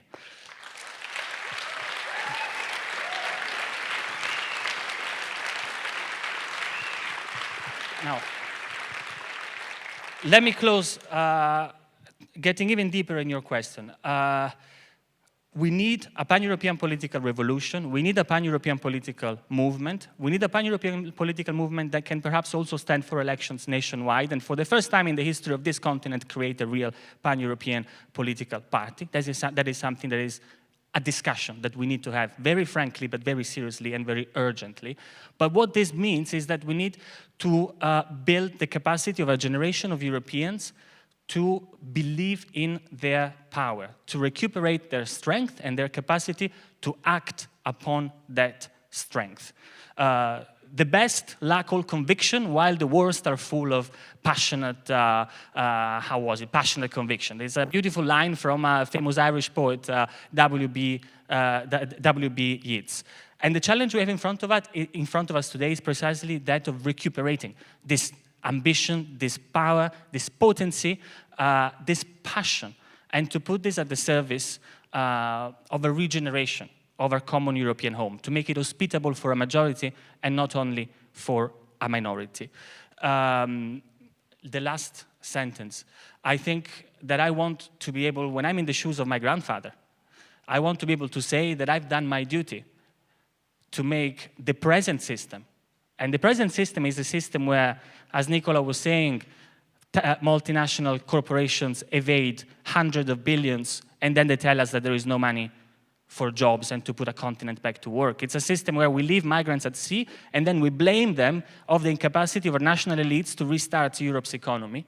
I want to be able to say, when I'm in my grandfather's position years from now, that I did my part to go beyond this system, and I want my grandchildren to look at the present with the same incredulous eyes with which we look upon the world that our grandfathers inhabited. And for that, we need passion and we need ambition. We have very little to lose, but we really do have a whole continent to win back.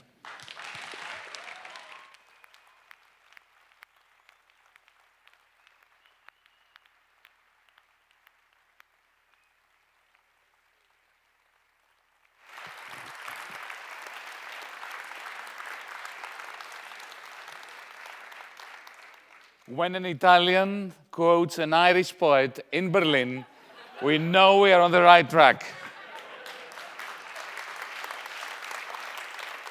Now, we've come to the end of this part, of the first part of our meeting tonight. While we are shifting to the second part, let me go back to the question about the role of art and of the artistic and the aesthetic in DiEM25's activities, mindset thinking. Over the last few months, we've had the great pleasure, as part of DiEM Voice, to engage significant artists in our deliberations and activities. Jonas Staal from the Netherlands is one such example. Jonas is an artist who creates artistically charged spaces, installations. He has, for months and years, had this project, for instance, to give you an example, of creating movable parliaments and placing them in precarious zones, war zones like North Syria, and asking combatants to leave their AK-47 rifles on the side, enter those artistic spaces that look like a parliament and function like a parliament and have debates rather than shoot one another. Jonas Staal has designed the spaces in which DiEM has had events in Amsterdam, more recently in Athens. Volksbühne has its own artistic environment, but Jonas Staal is with us in two ways. On your way out, you will find these stars that represent the decomposition of the stars of Europe, of the European Union, and the capacity of DiEM25's fast-forward sign to re-energize the stars of Europe, to reflate them, and to give them passion again. You can collect them out there, on your way out, not now. Meanwhile, Jonas Staal is going to appear in front of us in the form of a video.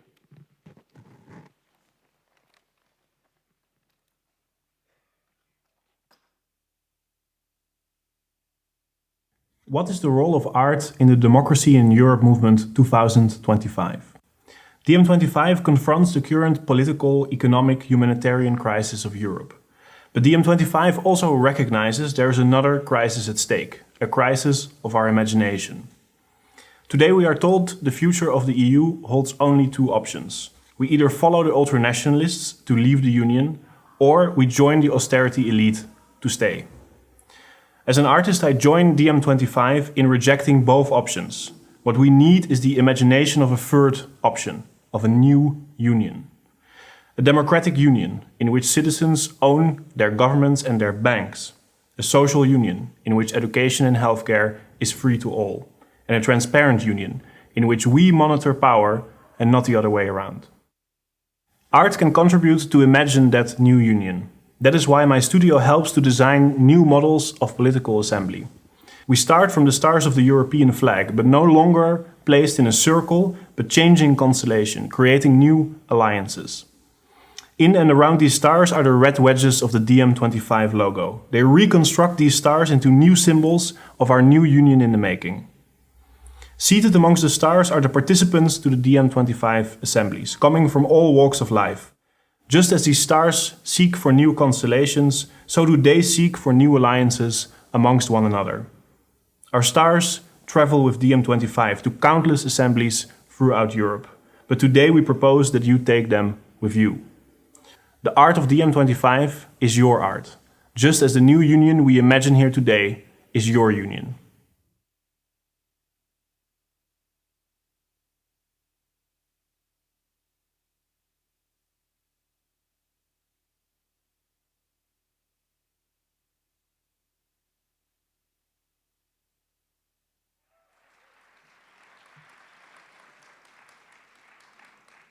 Please don't worry, we have an hour here. It's very heavy, as you can see, but I will bring it here. And it just switched off, but anyhow. Guten Abend, Berlin. Ich werde Englisch sprechen und es wird sehr kurz sein. 1 year ago, at this place, we had an idea. 1 year later, we have 60,000 members across Europe, even in non-EU member states like Turkey or Serbia, and we have the European New Deal.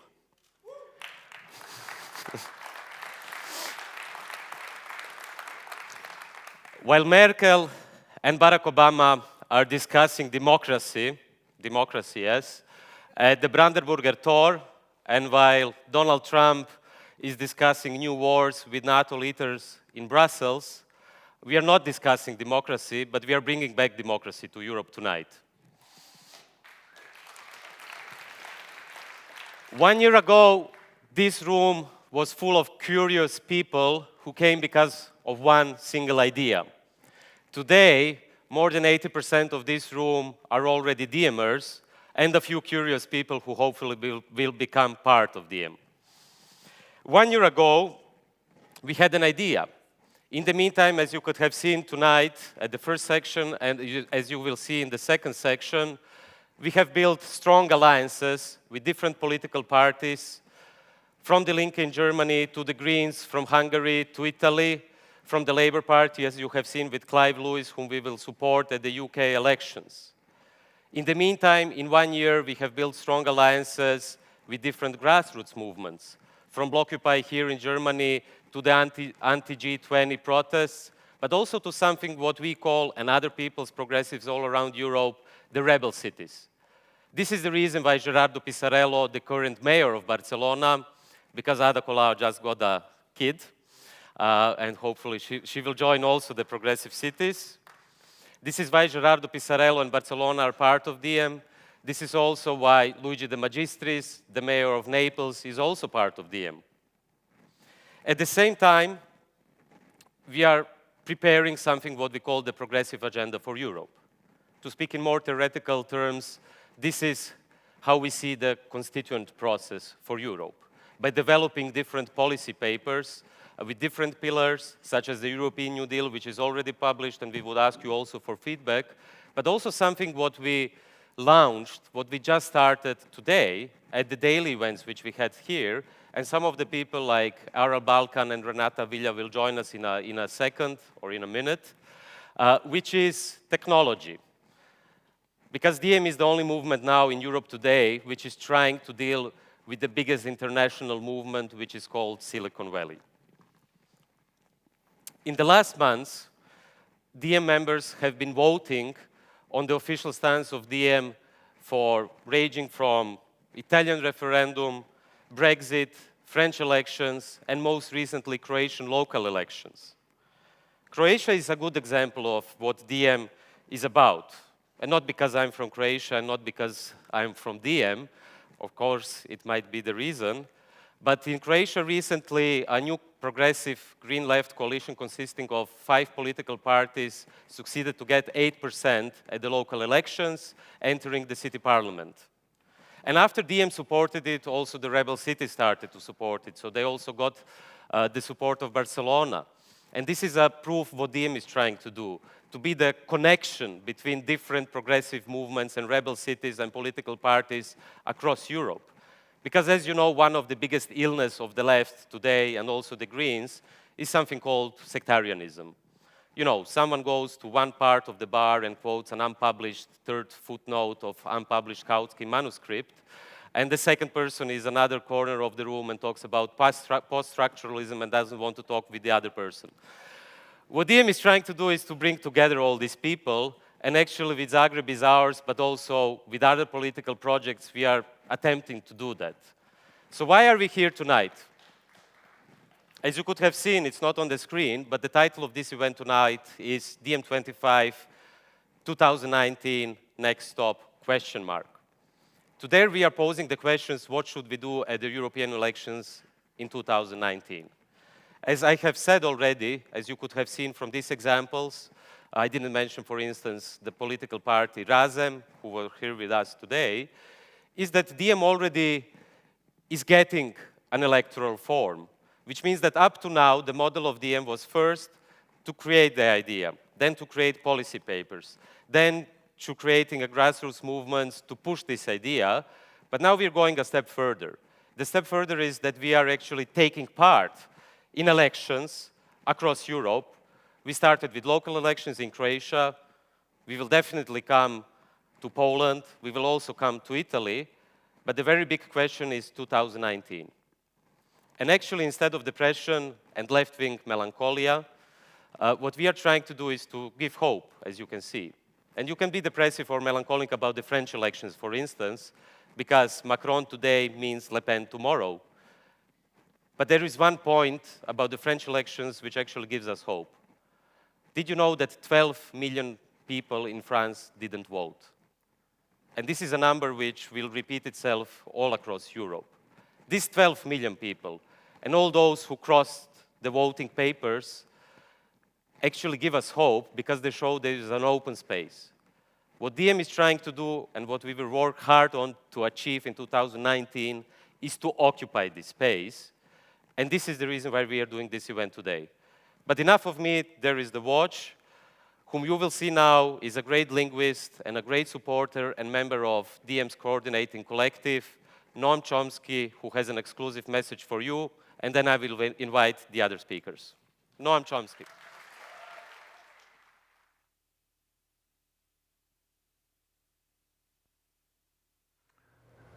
Europe is perhaps one of the richest culturally advanced sectors of the world. What happens in Europe is of great significance. For centuries, Europe was the most savage place in the world. You go back to the 30 Years' War in the 17th century, probably maybe a third of the population of Germany was slaughtered. The 20th century, of course, a total horror. Finally, that seems to have ended with the European project. That's a step of extraordinary significance. If that internal savagery of Europe, which of course was exported to the rest of the world, that's imperialism, colonialism, if that's contained and Europe becomes a progressive force in the world, as it began to be with the European project, spearheading welfare state measures and so on, that's of enormous significance. If that breaks up, it's a terrible disaster for the world. So what happens to Europe today? I think it's poised at the brink of breaking up on the one hand and moving forward on the other. It's a choice that will have to be made internal to Europe. There are forces in both directions. There are positive elements. I think, as we said before, DiEM25 is the most promising of them that I know of. The developments in, say, the elections in Barcelona, the Podemos, others that we know about, they could pave the way to a revival of the European project, which would overcome the very significant flaws and build upon the promise that has partially been achieved and could go forward. Or it could break up and we could return to a world that is not likely to survive, frankly.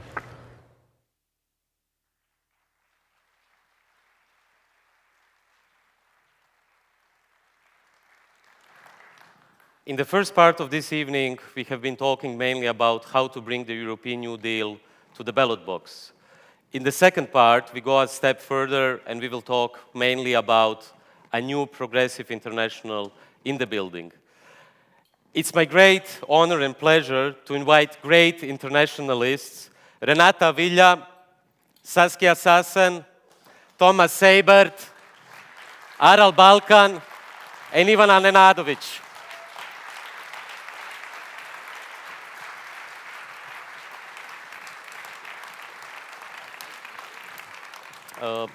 Mic?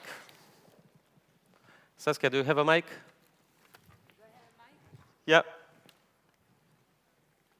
Yeah, I was sitting on it. Well, so I'm really glad that you are with us tonight. First, we will start with someone. Actually, today we also have an announcement similar to Noam Chomsky, who is part of the coordinating collective of DiEM. At this table, we have, well, true DiEMers. Saskia Sassen is part of the advisory panel of DiEM. Ivan Nenadovic is part of DiEM25 in Belgrade. Thomas Seibert is part of the coordinating collective of DiEM. And I'm really proud to announce that Renata Villa and our members voted it. The validating council became the newest coordinating collective member.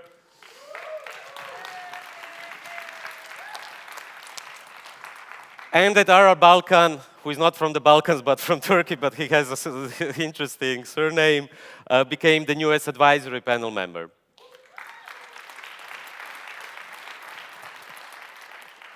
I start with a question for Renata. Renata is a good friend and an activist from Guatemala, but she spends more time in the airplane than any of us, except maybe Saskia and some others in this room. She's a lawyer, a digital activist, who together with Arab Balkan today started something which I think will become a very important part of DiEM, which is something what we call the technology pillar. But Ara will speak more about it. What I want to hear from Renata and from her experience, which is the experience of working with indigenous people. I truly believe we should organize a huge pan-European rave, a transnational love parade. Well, I suggest, in the manner of horizontality and democracy, that the person who sent the message organizes it and invites us to that rave party. Because as Emma Goldman said, if I cannot dance, I will not join the revolution. Well, okay, Renata also dances a lot. What I want to ask Renata is, you have a lot of experience with working with indigenous people, with working with Julian Assange, with working from Costa Rica, Guatemala to India. You are really a true internationalist par excellence. Why is DiEM and why is Europe important for the other continents and other struggles, especially in a phase where we can see the decline of the so-called historical sequence of Latin America, for instance, where we had radical governments and so on, which are now exchanged by neoliberalism? And why, on the other hand, are these continents important to reach and to build alliances also with these movements there? You know, Srećko, something really interesting happens to me. I don't feel more Latin American than when I'm in Europe. I don't feel more European than when I'm in Latin America. I don't feel more Asian when I'm in Africa. And similarly, I don't feel more African than when I'm in Asia. So somehow, this artificial disconnection called borders and nationalities, of course not without denying the identity. Today, I think that many, many people feel like me. And many, many people feel that we are part of a united struggle. Right now, for example, Brazil is in a crisis with army in the streets and beating protesters. And similarly, lots of journalists are in prison in Turkey.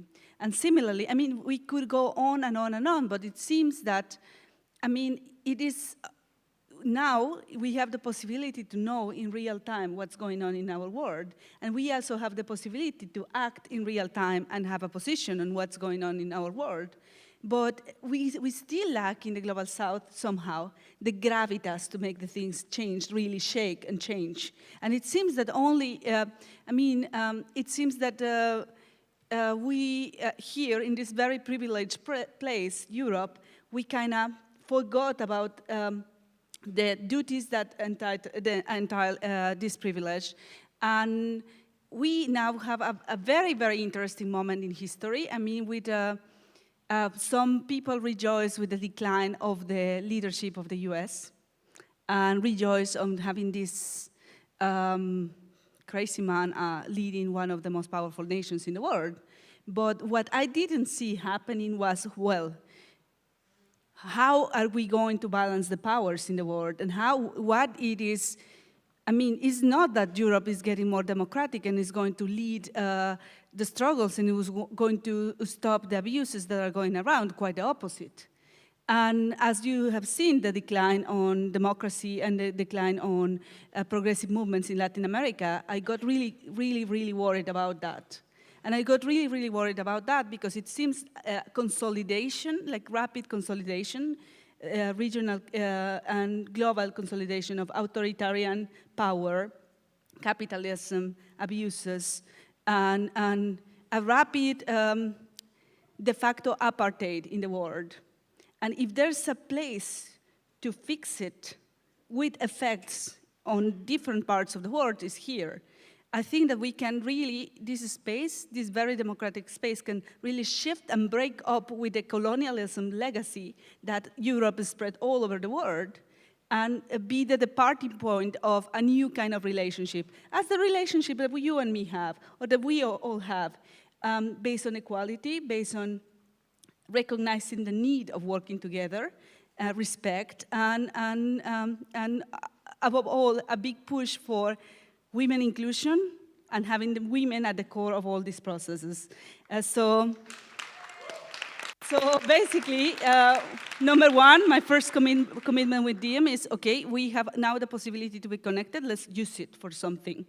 Number two, what happens on the other side of the ocean will fundamentally affect what happens here. But here, we have a double responsibility with what happens on the other side of the world, because of, we have here all the elements to make a change happen. Number three, women at the core. Women are the future, and we are going to demonstrate it here, right now. Number four, solidarity is a very beautiful word, but if it is empty, if we don't walk our solidarity towards others, if we just say solidarity with the poor people of Bolivia, blah, or solidarity, and yes, let's send the 10 euro bill to Oxfam of blah.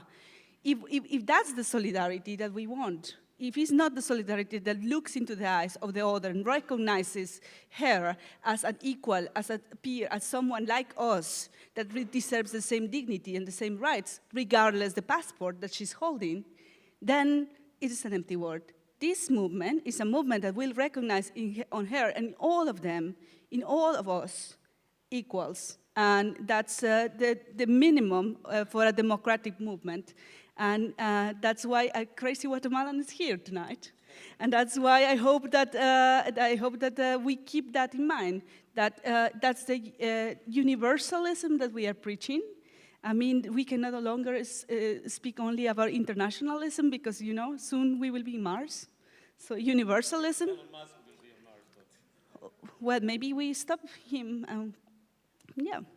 And so that's what I have to say. That's what I have to say, that it is part of something bigger, and it's part of something that will have impact beyond just the artificial EU.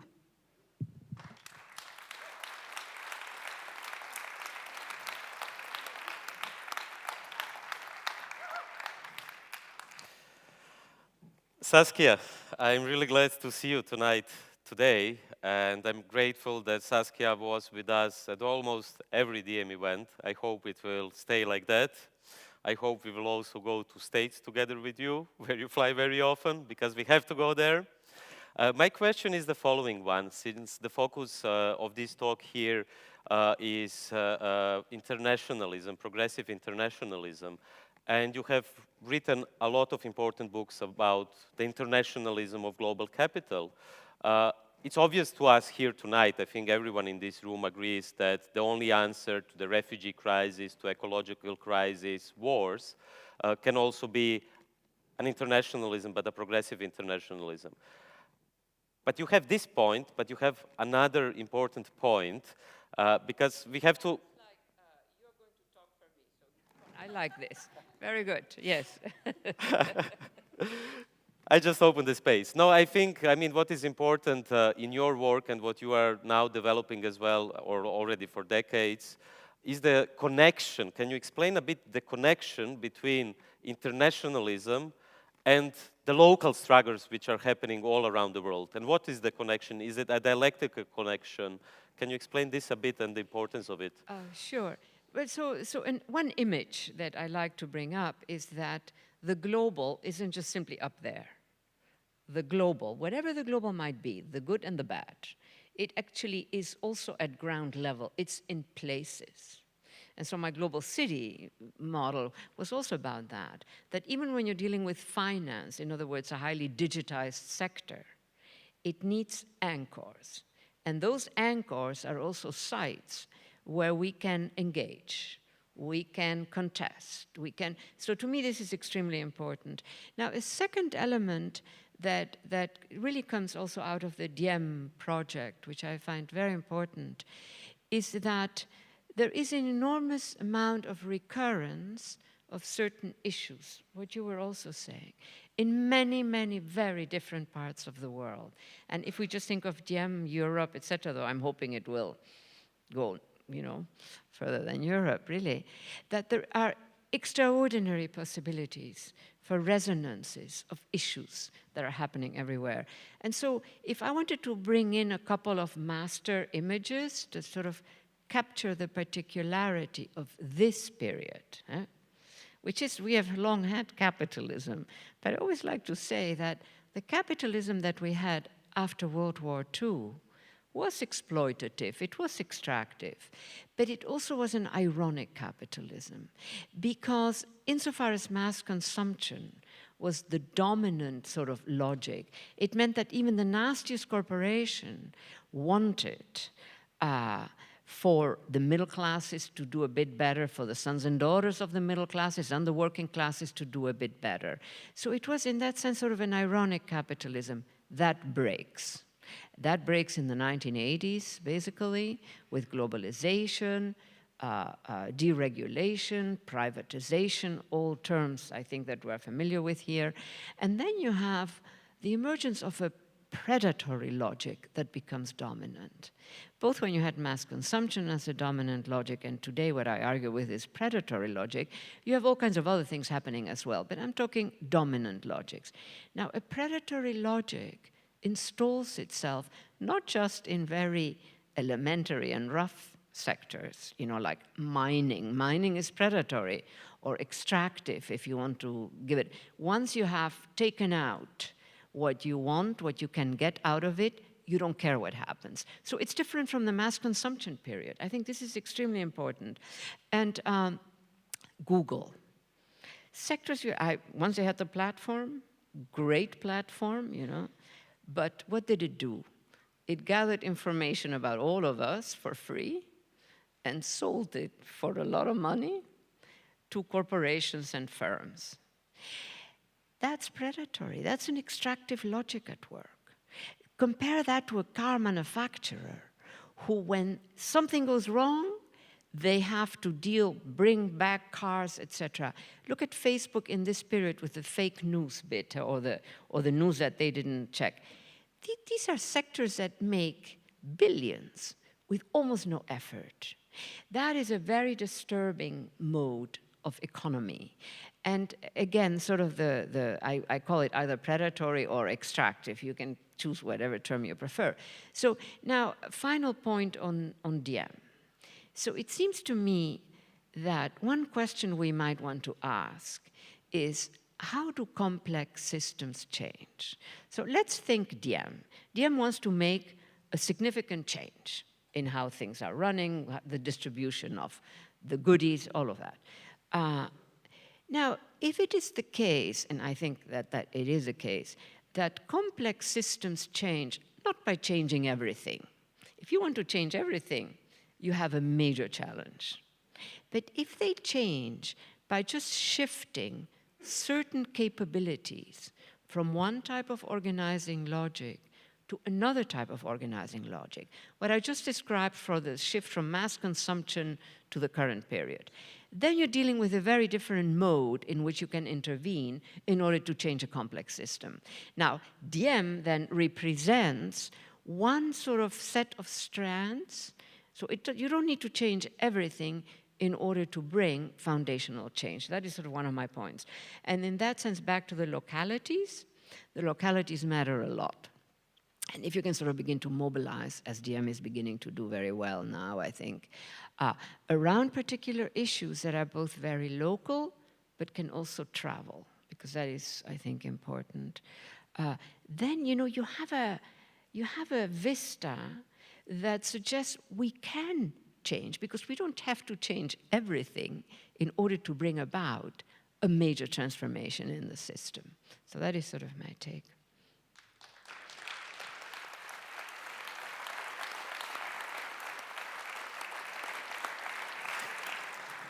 I think the best example what Saskia was just describing, and this wasn't staged, but it actually shows this kind of interconnections and the hope which we are all together giving here tonight, comes from a rebel city which is trying to change a complex system on a local level, but already has an influence on the global level, which is Barcelona.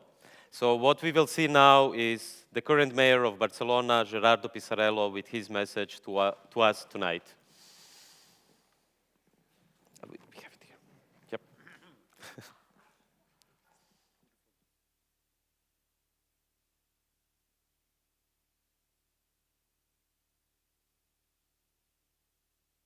Dear friends, dear brothers and sisters, my name is Gerardo Pisarello and I'm the acting mayor of Barcelona while Ada Colau is on maternity leave. Hace 3 años, gente de diferentes ciudades, de Barcelona, de Madrid, de Cádiz, de Valencia, de Pamplona, de Coruña, decidimos unirnos para mostrar que había alternativas. Y lo que parecía imposible se ha vuelto posible. Now we are governing our city halls, and despite all the difficulties, we are challenging speculation, we are challenging austerity, we have changed fiscal and budget priorities to guarantee the right to housing, the right to education, the right to clean energy. We are trying to make our institutions serve the common good. Democracy was born on the local level, and we firmly believe that that's where we can win it back. Municipal movements are a keystone to democratize Europe. That's why we, the rebel cities of Southern Europe, the feminist cities of Southern Europe, must be a beacon of hope in a world trapped between neoliberalism and the far right. And that's why we are giving all our support to DiEM. Es por eso que os enviamos un abrazo muy cálido, muy fuerte, en nombre de la democracia real, de la democracia política y económica. Contra los muros, puentes. Contra el miedo, esperanza. No pasarán. We shall overcome.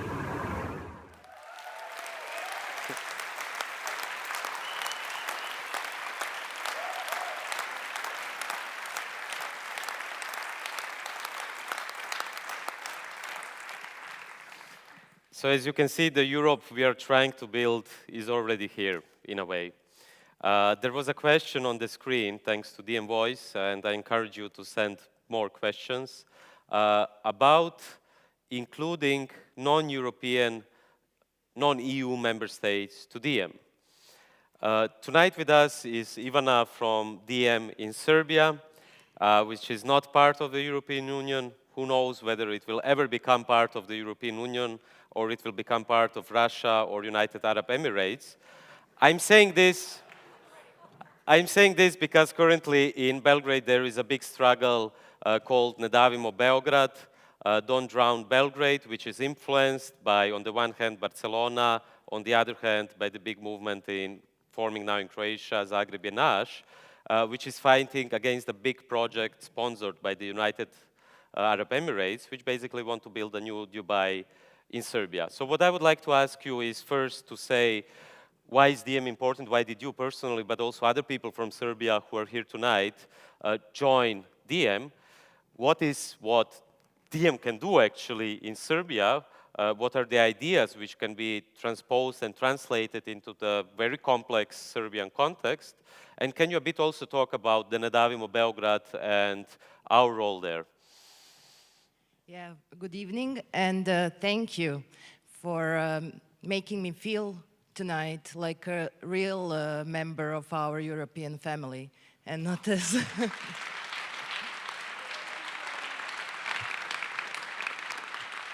So, coming from Serbia and as a representative of a non-EU country, we face the same fake choices between two lines, Euro-enthusiastic line and Eurosceptic line. So with the blessing of EU, our government is implementing harsh austerity measures, bringing most of the population to poverty. So our factories are being sold to so-called foreign investors. Workers are hired for the wages lower than in China, with 0 hours contracts, with no rights to form unions, and with no rights to go to a toilet break. So while the people are left with no dignity, our educational system is being destroyed, as well as the system of values. Our very close perspective is to be a cheap labor force at the periphery. By the way, periphery these days means also a vacuum space for the migrants, refugees. So Europe doesn't want them, we must have them, without any strategy about integrating them into society. And we all know that the problem won't just go away if you hide it somewhere. And at the same time, Balkan region, still living in a fragile peace since the collapse of Yugoslavia, is constantly going through the waves or warmongerings whenever it is needed for new elections, and they do come quite often. So with people fed with fake news, tabloid headlines, left with no need for art or culture, they're just going to their lowest urges, xenophobia and nationalism. And no, it's not because Serbs are like that, just like it is not true that Greece is in debt because Greeks are lazy. Regarding our movement in Belgrade and how did we try to implement our activism or work to DiEM's policies as a non-EU country, was transparency as one of the first pillars. So it almost came naturally to us that we should review the whole process of integrations. Because if this very long period of being a candidate,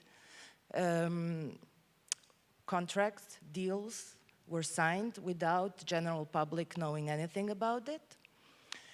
So that's how we started, and then of course we started to develop things. At the same time, Don't Drown Belgrade project movement was organizing protests against the project Belgrade Waterfront, which is basically expropriating part of our city, canceling the law and constitution of our country. So Don't Drown Belgrade is for a year now organizing protests against this horrible project. We went out on the streets. We very soon met people from the movement. And just before we traveled here, we had a meeting with almost all the left-wing movements in Belgrade, trying to find a common ground towards the upcoming city elections, where Don't Drown Belgrade will possibly go for the elections. So with the positive example from Croatia, and Zagreb is ours, we strongly believe that we can make it happen in Belgrade. DiEM is important for us because it's giving us the different kind of perspective. We don't want to be part of Europe where the peripheral countries are being bullied and exploited, but we want to be part of another European Union with equal nations, united equal nations. And I believe that we can make it happen, yes.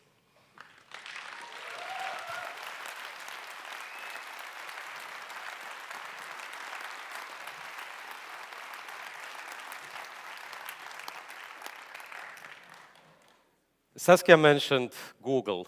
I guess there is no single person in this room who doesn't use Google, which means there is no single person in this room who doesn't work for free for Google.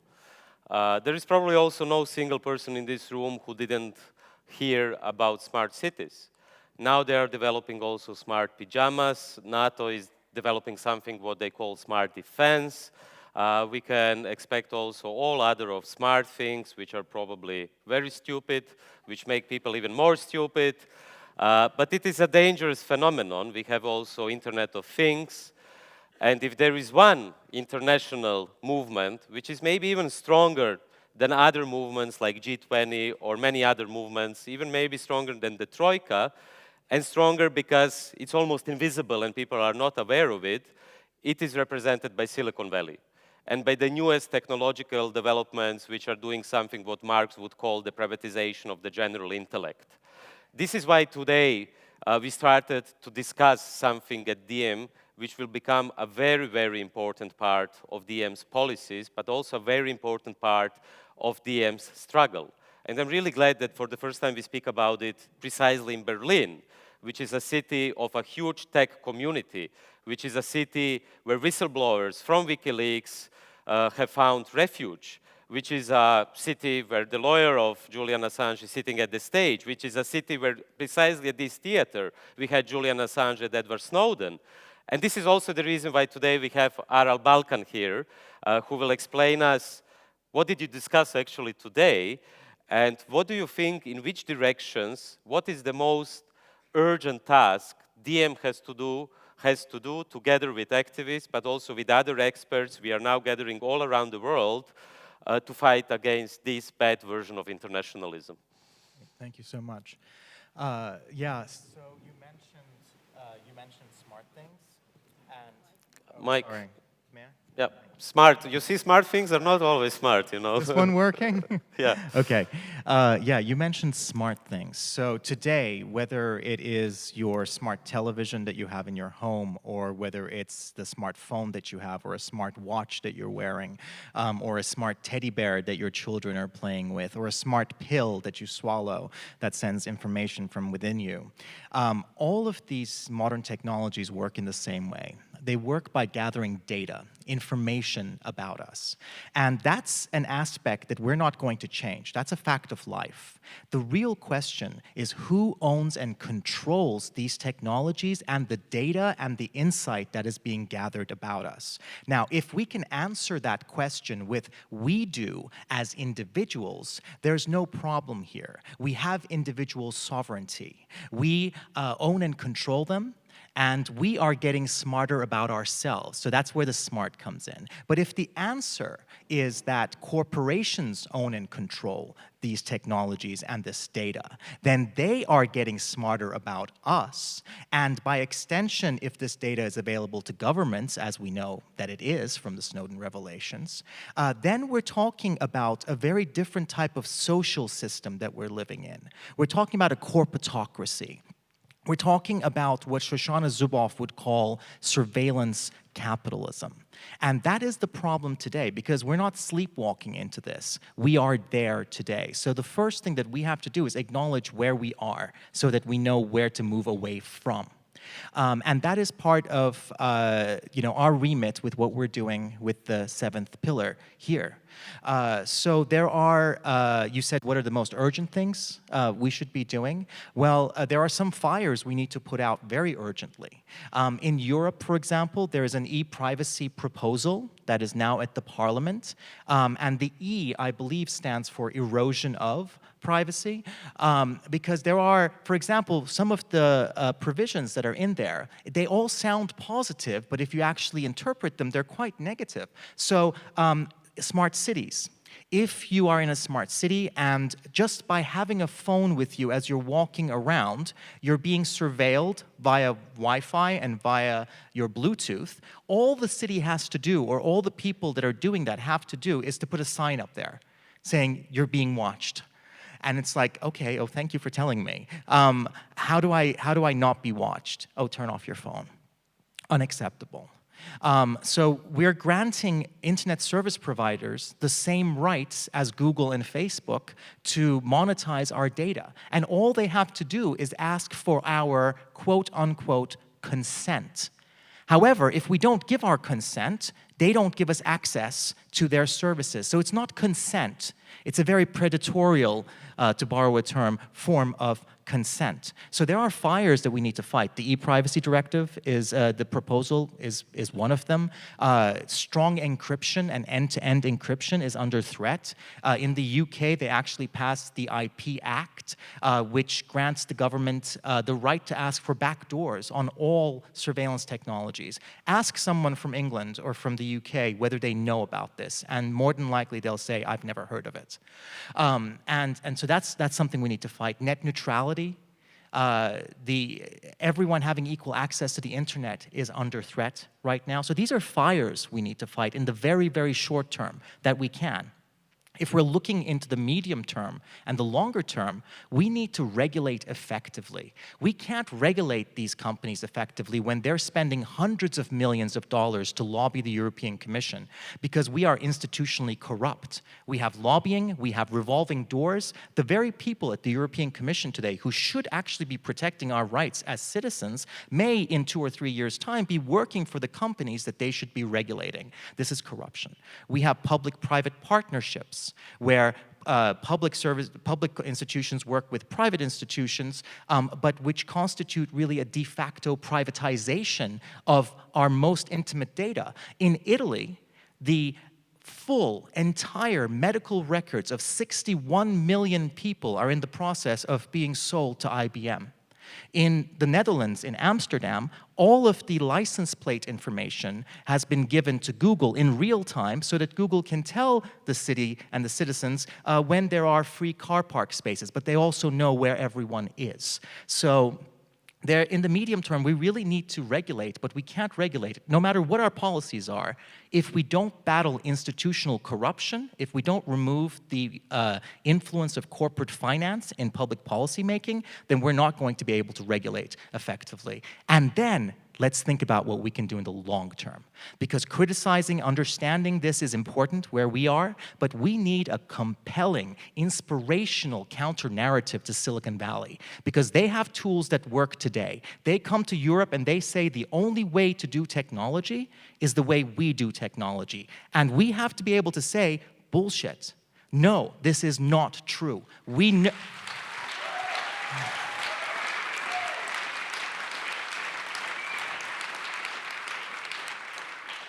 We know that we can build decentralized, free and open, interoperable technologies from the commons. I want you to imagine an internet of people, because that is our goal here, to build an internet of people. Imagine an internet where, starting in Europe, every European citizen has ownership and control of their own space on the internet. And then when we're talking about these smart things, all of our smart things can then connect to this place that we own and we control. And this is not a system that will require you to have technical knowledge to use. This is an interoperable system. So any organization, lots of organizations, hopefully, will host these for us in an interoperable system. And because the core of this is something that should be a human right, we should be supporting it and funding it from the commons. But then because it's free and open, anyone can build and expand upon it and then share that back to the commons. So what we're building really with an internet of people is an ethical core on which we can build an economy and we can build an alternative, a counter-narrative, one that is based on ethics, one that is based on a core that is compatible with democracy. And I think that, we have a unique opportunity with DiEM. We have a unique opportunity here in Europe to make this vision, this dream, a reality, and that is what we're here to do today with you and together with you, and I think that that is what we can achieve with DiEM. Thank you.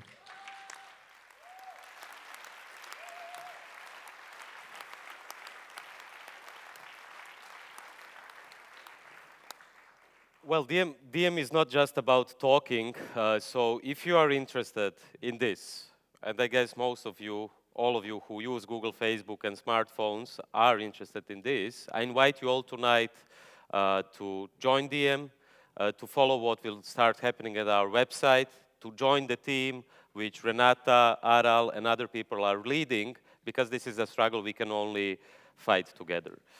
There is another struggle which is taking place very soon in Europe. The very next step where DiEM will go in the next 2 weeks is Crete, in Greece. After that, the next step, which will be the last event before summer, although we will continue to work during summer and also hopefully to do some rave parties, as they said there. At the beginning of July, we are going to Hamburg. And we are going to Hamburg because in Hamburg the G20 will happen.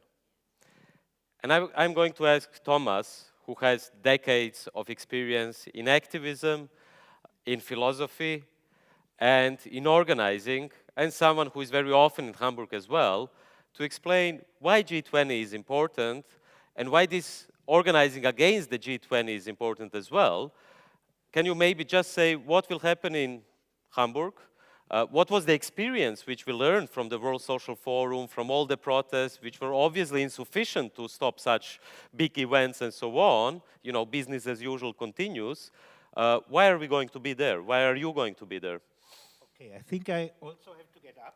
Yep. Because it's, I think, not the right style to talk about Hamburg while sitting in a chair. Why? So I will tell you. If we talk about Hamburg, and if we want to talk about Hamburg and the G20, we first have to go back some years, and I, of course, will just recall. I will not go into details. If we want to think about Hamburg, we first have to think about Seattle. Then we have to think about Porto Alegre. We have to think about Genova. We have to think about Florence. We have to think about Mumbai and all those places of mass protests against those people who are calling themselves today G20, which ended up at least in Heiligendamm. That was, we all thought by this time it is a wonderful beginning. Unfortunately, it was not a wonderful beginning, but it was an end somehow of the last sequence of a progressive international we had, and this was the progressive international which started in Seattle, ended in Heiligendamm, and the result of this sequence was that we put an end to the end of history. This is what we should not forget. Then second step will be shortly to remember what has happened in between. Immediately after Heiligendamm, we had the great breakdown of the capitalist crisis we're still suffering on, 2007, 2008, yes. Great crisis which again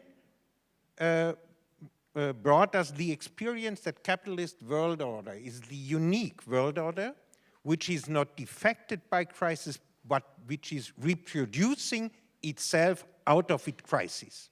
So this is what we learned in 2008 and 2007. Then the next step I think we have to recall is the Arab Spring. Again, a possibility to show that there is no end of history. The end of history is ended. Arab Spring was completely unexpected. Also unexpected was, and I think we have to recall this, the end of the one end of the Arab Spring, and that is all the millions of people in Syria and Yemen and other places which are dumped into their blood. Some of those people responsible for what is happening in Syria and in Yemen will come to Hamburg. But then, after the Arab Spring, we had the global movement of Occupy, running one time around the whole world, somehow ending up in Southern Europe. Then there was the next invention, which is important for us to recall. After weeks and months and years of mass demonstration and general strikes, the movements decided to invent a kind of translation into institutional politics by inventing new forms of left parties and some not so much new left parties, but also by inventing forms of rebel cities as new forms of democracy. That was invented by then. And then we know that one of the most important experiments of that phase was brought down, again, by people who will come together in Hamburg. I mean the Greek experience, the Greek experiment. That also was a kind of end, which was followed, at least, very important place for that, in Germany, by what we call the Summer of Migration.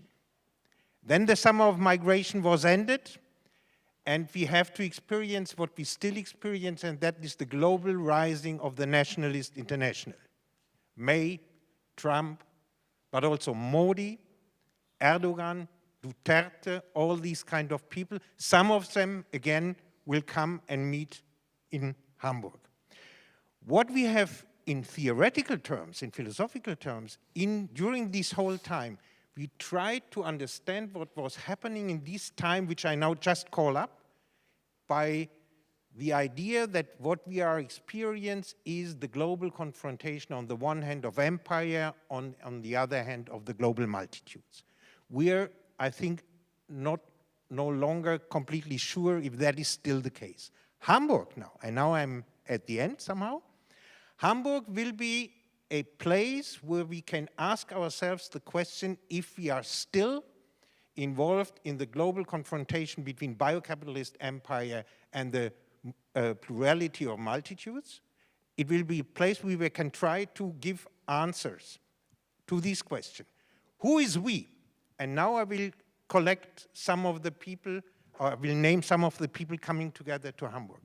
The decision of the G20 to make their next meeting in Hamburg surely, in one respect, was an absolutely strategically stupid decision. Because Hamburg, as at least in Germany everybody knows, is the stronghold of the militant tendency of the German left. And these people are personally angry that these guys will come into their neighborhood. I mean, it's a kind of private problem which has to be turned into politics, and it will be turned into politics, and we will experience in Hamburg what all those comrades which are still faithful to the autonomous tradition of the German left are able to do this year. We will experience that. One of the nasty guys which will come to Hamburg in July is Mr. Erdogan. We have here in Germany tens of thousands of brothers and sisters from Turkish or Kurdish background. These tens of thousands of brothers and sisters will think about their way how to welcome Mr. Erdogan in Hamburg. We will see this. Then this evening we had Katja Kipping sitting here, and I will remember that, of course, Hamburg also will be a contribution to the German election campaign. Hamburg will open up the possibility to give a statement, a comment, a contribution to this campaign, how it is running, how it is not running, and we shall ask the question if it is not our duty to give a farewell to Dr. Schäuble. So Hamburg also is a place to comment on this and to find an answer to this question. And then at least, of course, Hamburg will also be the place where we are doing just the same thing as we have done already in Seattle or in Heiligendamm. It will be a place where we'll have thousands and tens of thousands public conversations about who we are, what do we want, what do we mean by coming together. And what will be the biggest challenge we are facing in Hamburg? I think the biggest challenge we are facing in Hamburg will be that the biocapitalist empire, if it is still existing, will try to divide us. That is what they are already doing. And that is what they have tried to do in Seattle and in Mumbai and in Porto Alegre and in Heiligendamm. And they will again try to do this. They will try to divide us, and they probably will divide us between those where they are thinking we can absorb these people, bring them on our side. This will be the one idea. And then they will think we have to divide these people from those people which they evidently cannot absorb, and they will have the idea to bring these people down to their knees by force.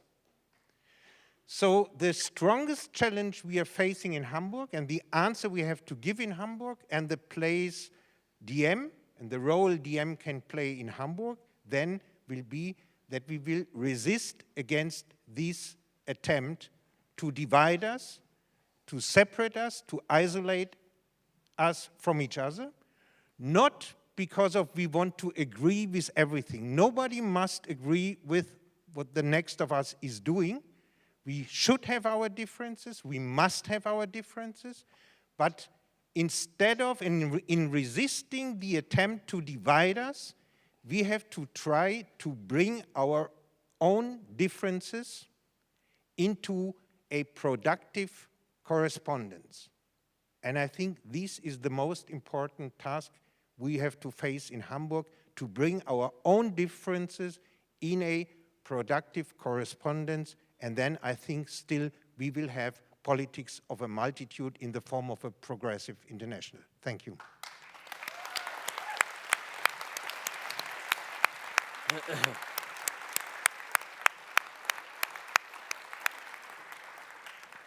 If you want to hear more beautiful speeches like this, Thomas just published a very big book, and it was published in Hamburg, by the way. Yes. So I suggest you to read it. Well, I'm not really good at this, what I will say now, because as most of you, I really feel bad when I ask for money.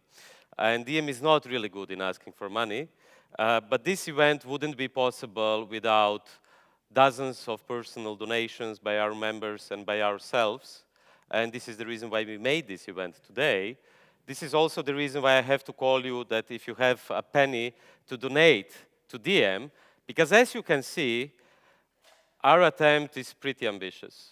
We want to fight against Erdogan, against Trump, against Theresa May, against Google, against Silicon Valley, and G20.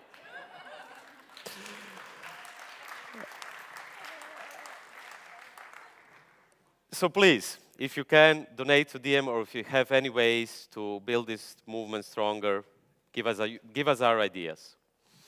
I have to stand up now, because for a special reason, because this event also wouldn't be possible without the place where we are standing tonight. This is Volksbühne. And probably all of you from Germany know what is happening to Volksbühne and what will happen in the next months.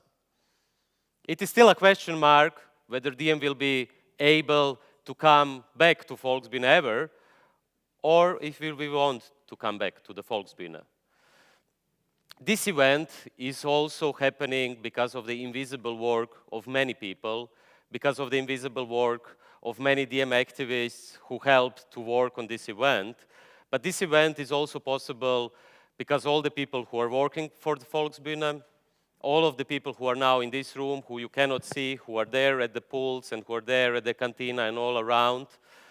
And this event, and who will lose their jobs in 1 month. But this event also wouldn't be possible without a very special person who invited us to be at Volksbühne already 1 year ago. This is Sebastian Kaiser.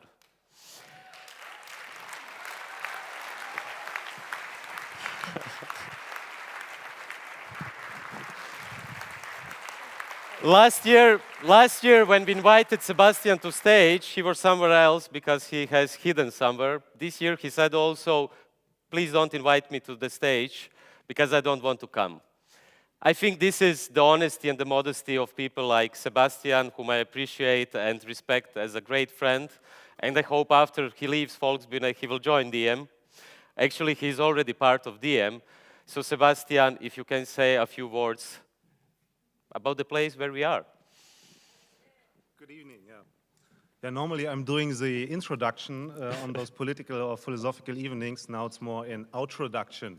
Don't worry, I will not punish you with, or will torture you with the next and long speech. Actually want to refer, not to Volksbühne so much, but to one sentence you said 1 year ago, here at the first DiEM meeting. You said the marriage between capitalism and democracy, it's over. And I'm now very curious who will be the next partner of the divorced democracy. But there's also one thing I want to add, because it's not only democracy and capitalism, what is now disconnected maybe. What we witness now, especially with the technology, is also that another marriage comes to an end, or that the ideological connection becomes more and more obvious, and this is the connection to freedom. So I think also that the marriage between capitalism and freedom is also coming to an end. I never understood the logic between these things. It was more ideological. And one person who always ensured the freedom of radical art production and of the maximum freedom of articulation of thoughts is Frank Castorf. I personally thank him for Frank Kastorf, the director of that house, since 25 years. I personally thank him a lot for this, and I think many people, like also you or DiEM, got a benefit from this and from the art, from the way he enforced people even to go to more radical art productions and thoughts. What is more to say? I try not to be, I mean, we will lose this house for events like that, I'm sure, for analyzations we heard today, but also for the practical work. I try by myself not to be very sad or very frustrated or pessimistic about this. It's not easy, but at least I try. Today or tonight, important setup for an alternative Europe, an important impulse for an alternative Europe was set up. And I'm sure we will continue with this. We will continue with this not only in Berlin, but everywhere in Europe, and we will find spaces there. And maybe we even come back here. I don't know why, but we should. Thank you. Stay here, stay here.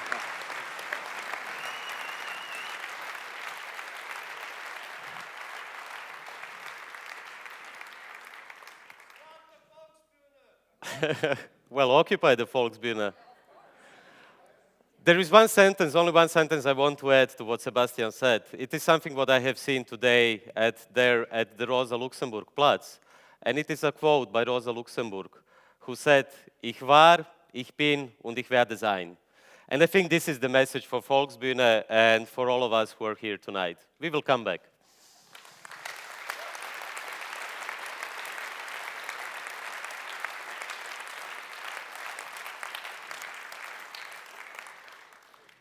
I have bad news. There is a third section and a fourth section of this event. But this is just part of the joke. The good news is that Yanis Varoufakis is probably somewhere there. And he will give us, he's there, yeah. Can you come here? Yanis will conclude this evening. I hope we will see each other in Crete, in Hamburg, and in Brussels already in September. And I hope we will also, Yanis? You have another speech? You asked me to give it. Come on.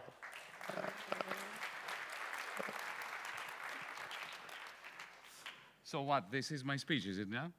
I don't know what's Do on I the speak paper. now? Well, what's on the paper? Now, I will ask my Srećko to wrap this up. Allow me to do this.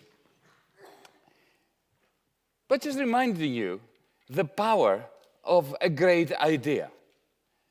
You can have millions of people with weak ideas simply reproducing and recapitulating the same old, tired status quo. And you can have 3 people, 5 people, 10 people, 50 people with a great idea changing the world. Whenever you are confounded by doubt that we can change the world, just think of the 1820s, 1830s, when some very strange people got together with a very weird idea that we can create a society without slavery. And everybody was saying to them, what, a society without slavery? It has never happened. There has never been a society without slavery. And it was true. Just because there had never been a society without slavery, that didn't mean that it was impossible to create one. Don't be broken. Do not succumb to the notion of Tina. Even radicals, deep down, fear that maybe, you know what, Schäuble is right, there is no alternative. Do not allow this seed of evil, the seed of conservatism, to penetrate your psyche and your minds. Do not be broken. Do not succumb to Tina. Chug Tina, replace Tina with Tatiana. That, astonishingly, there is an alternative. This is what DiEM25 is about.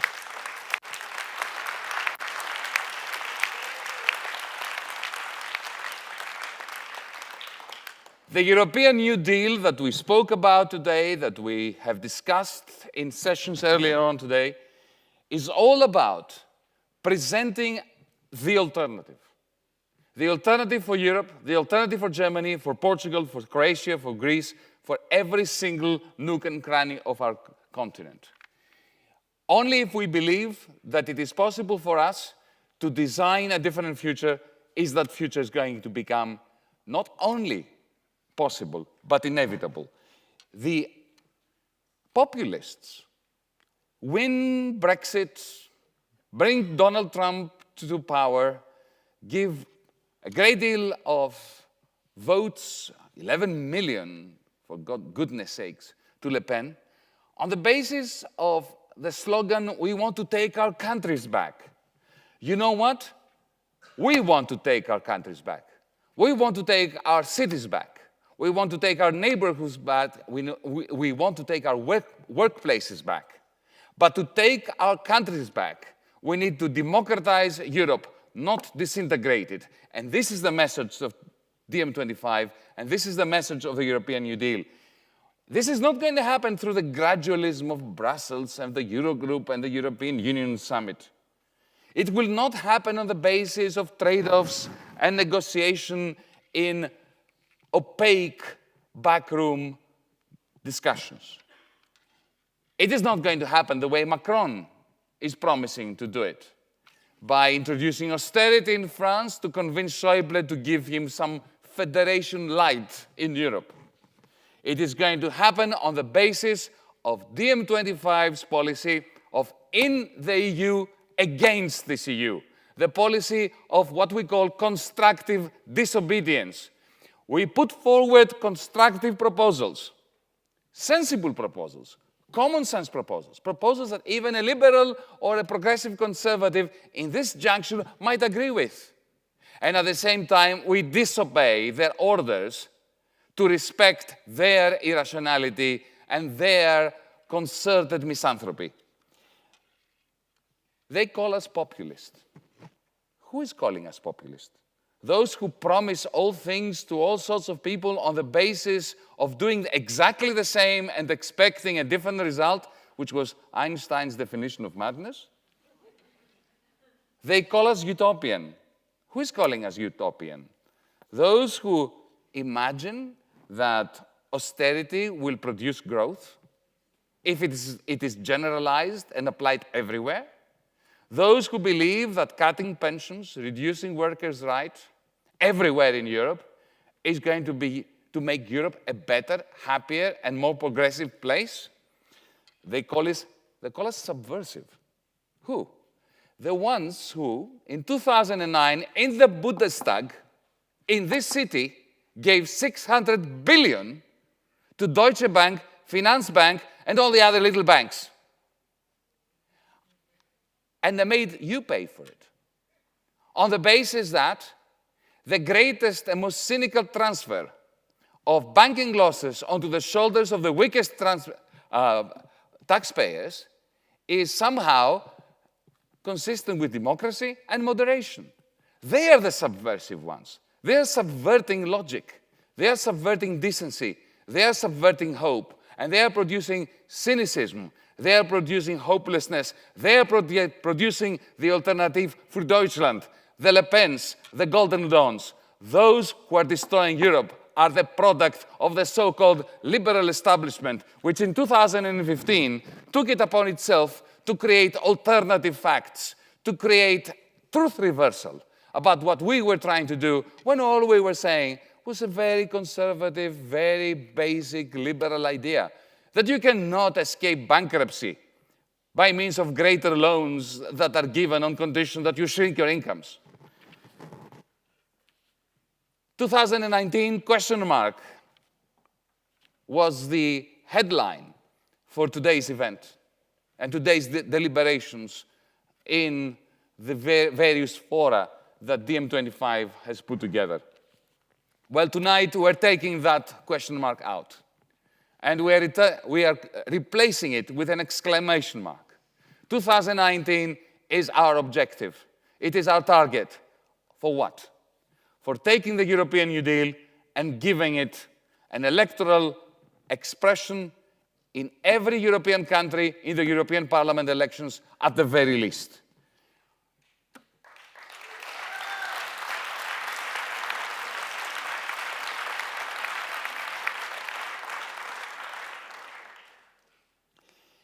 On the 9th of September, we shall meet again, this time in Brussels, at the Beaux-Arts Theatre. We are going to have our own version of the State of the Union meeting. On the 9th of September every year, Mr. Jean-Claude Juncker, who very famously once said that the European establishment, when the going gets tough, they must lie. He's going to be delivering on that day the State of the Union speech. We're going to be delivering the real State of the Union speech with an announcement about converting DiEM into a transnational political party. 9th of February of September in Brussels.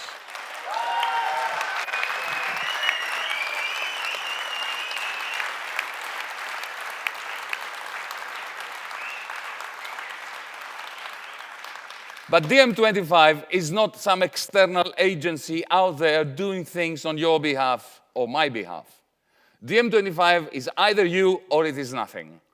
Unless you join us, unless you take another 20 people from your place of work, your place of enjoyment, your families, and you encourage them to join DiEM25.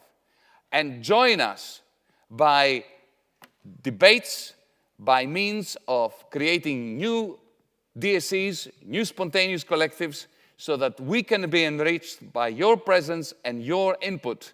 DiEM25 doesn't exist. There will be no saviors of Europe.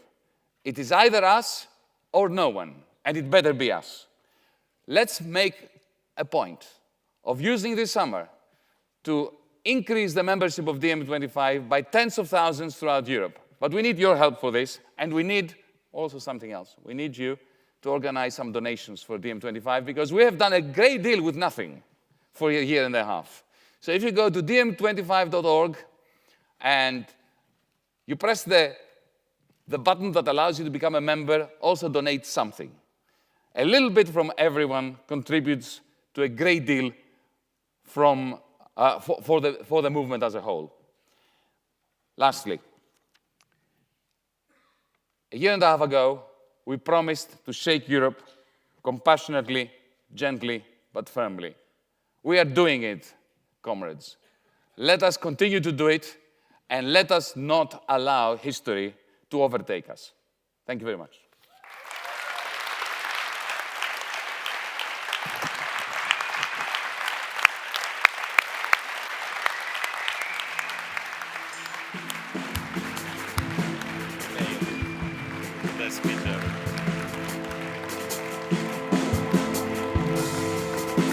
Let's do it for them.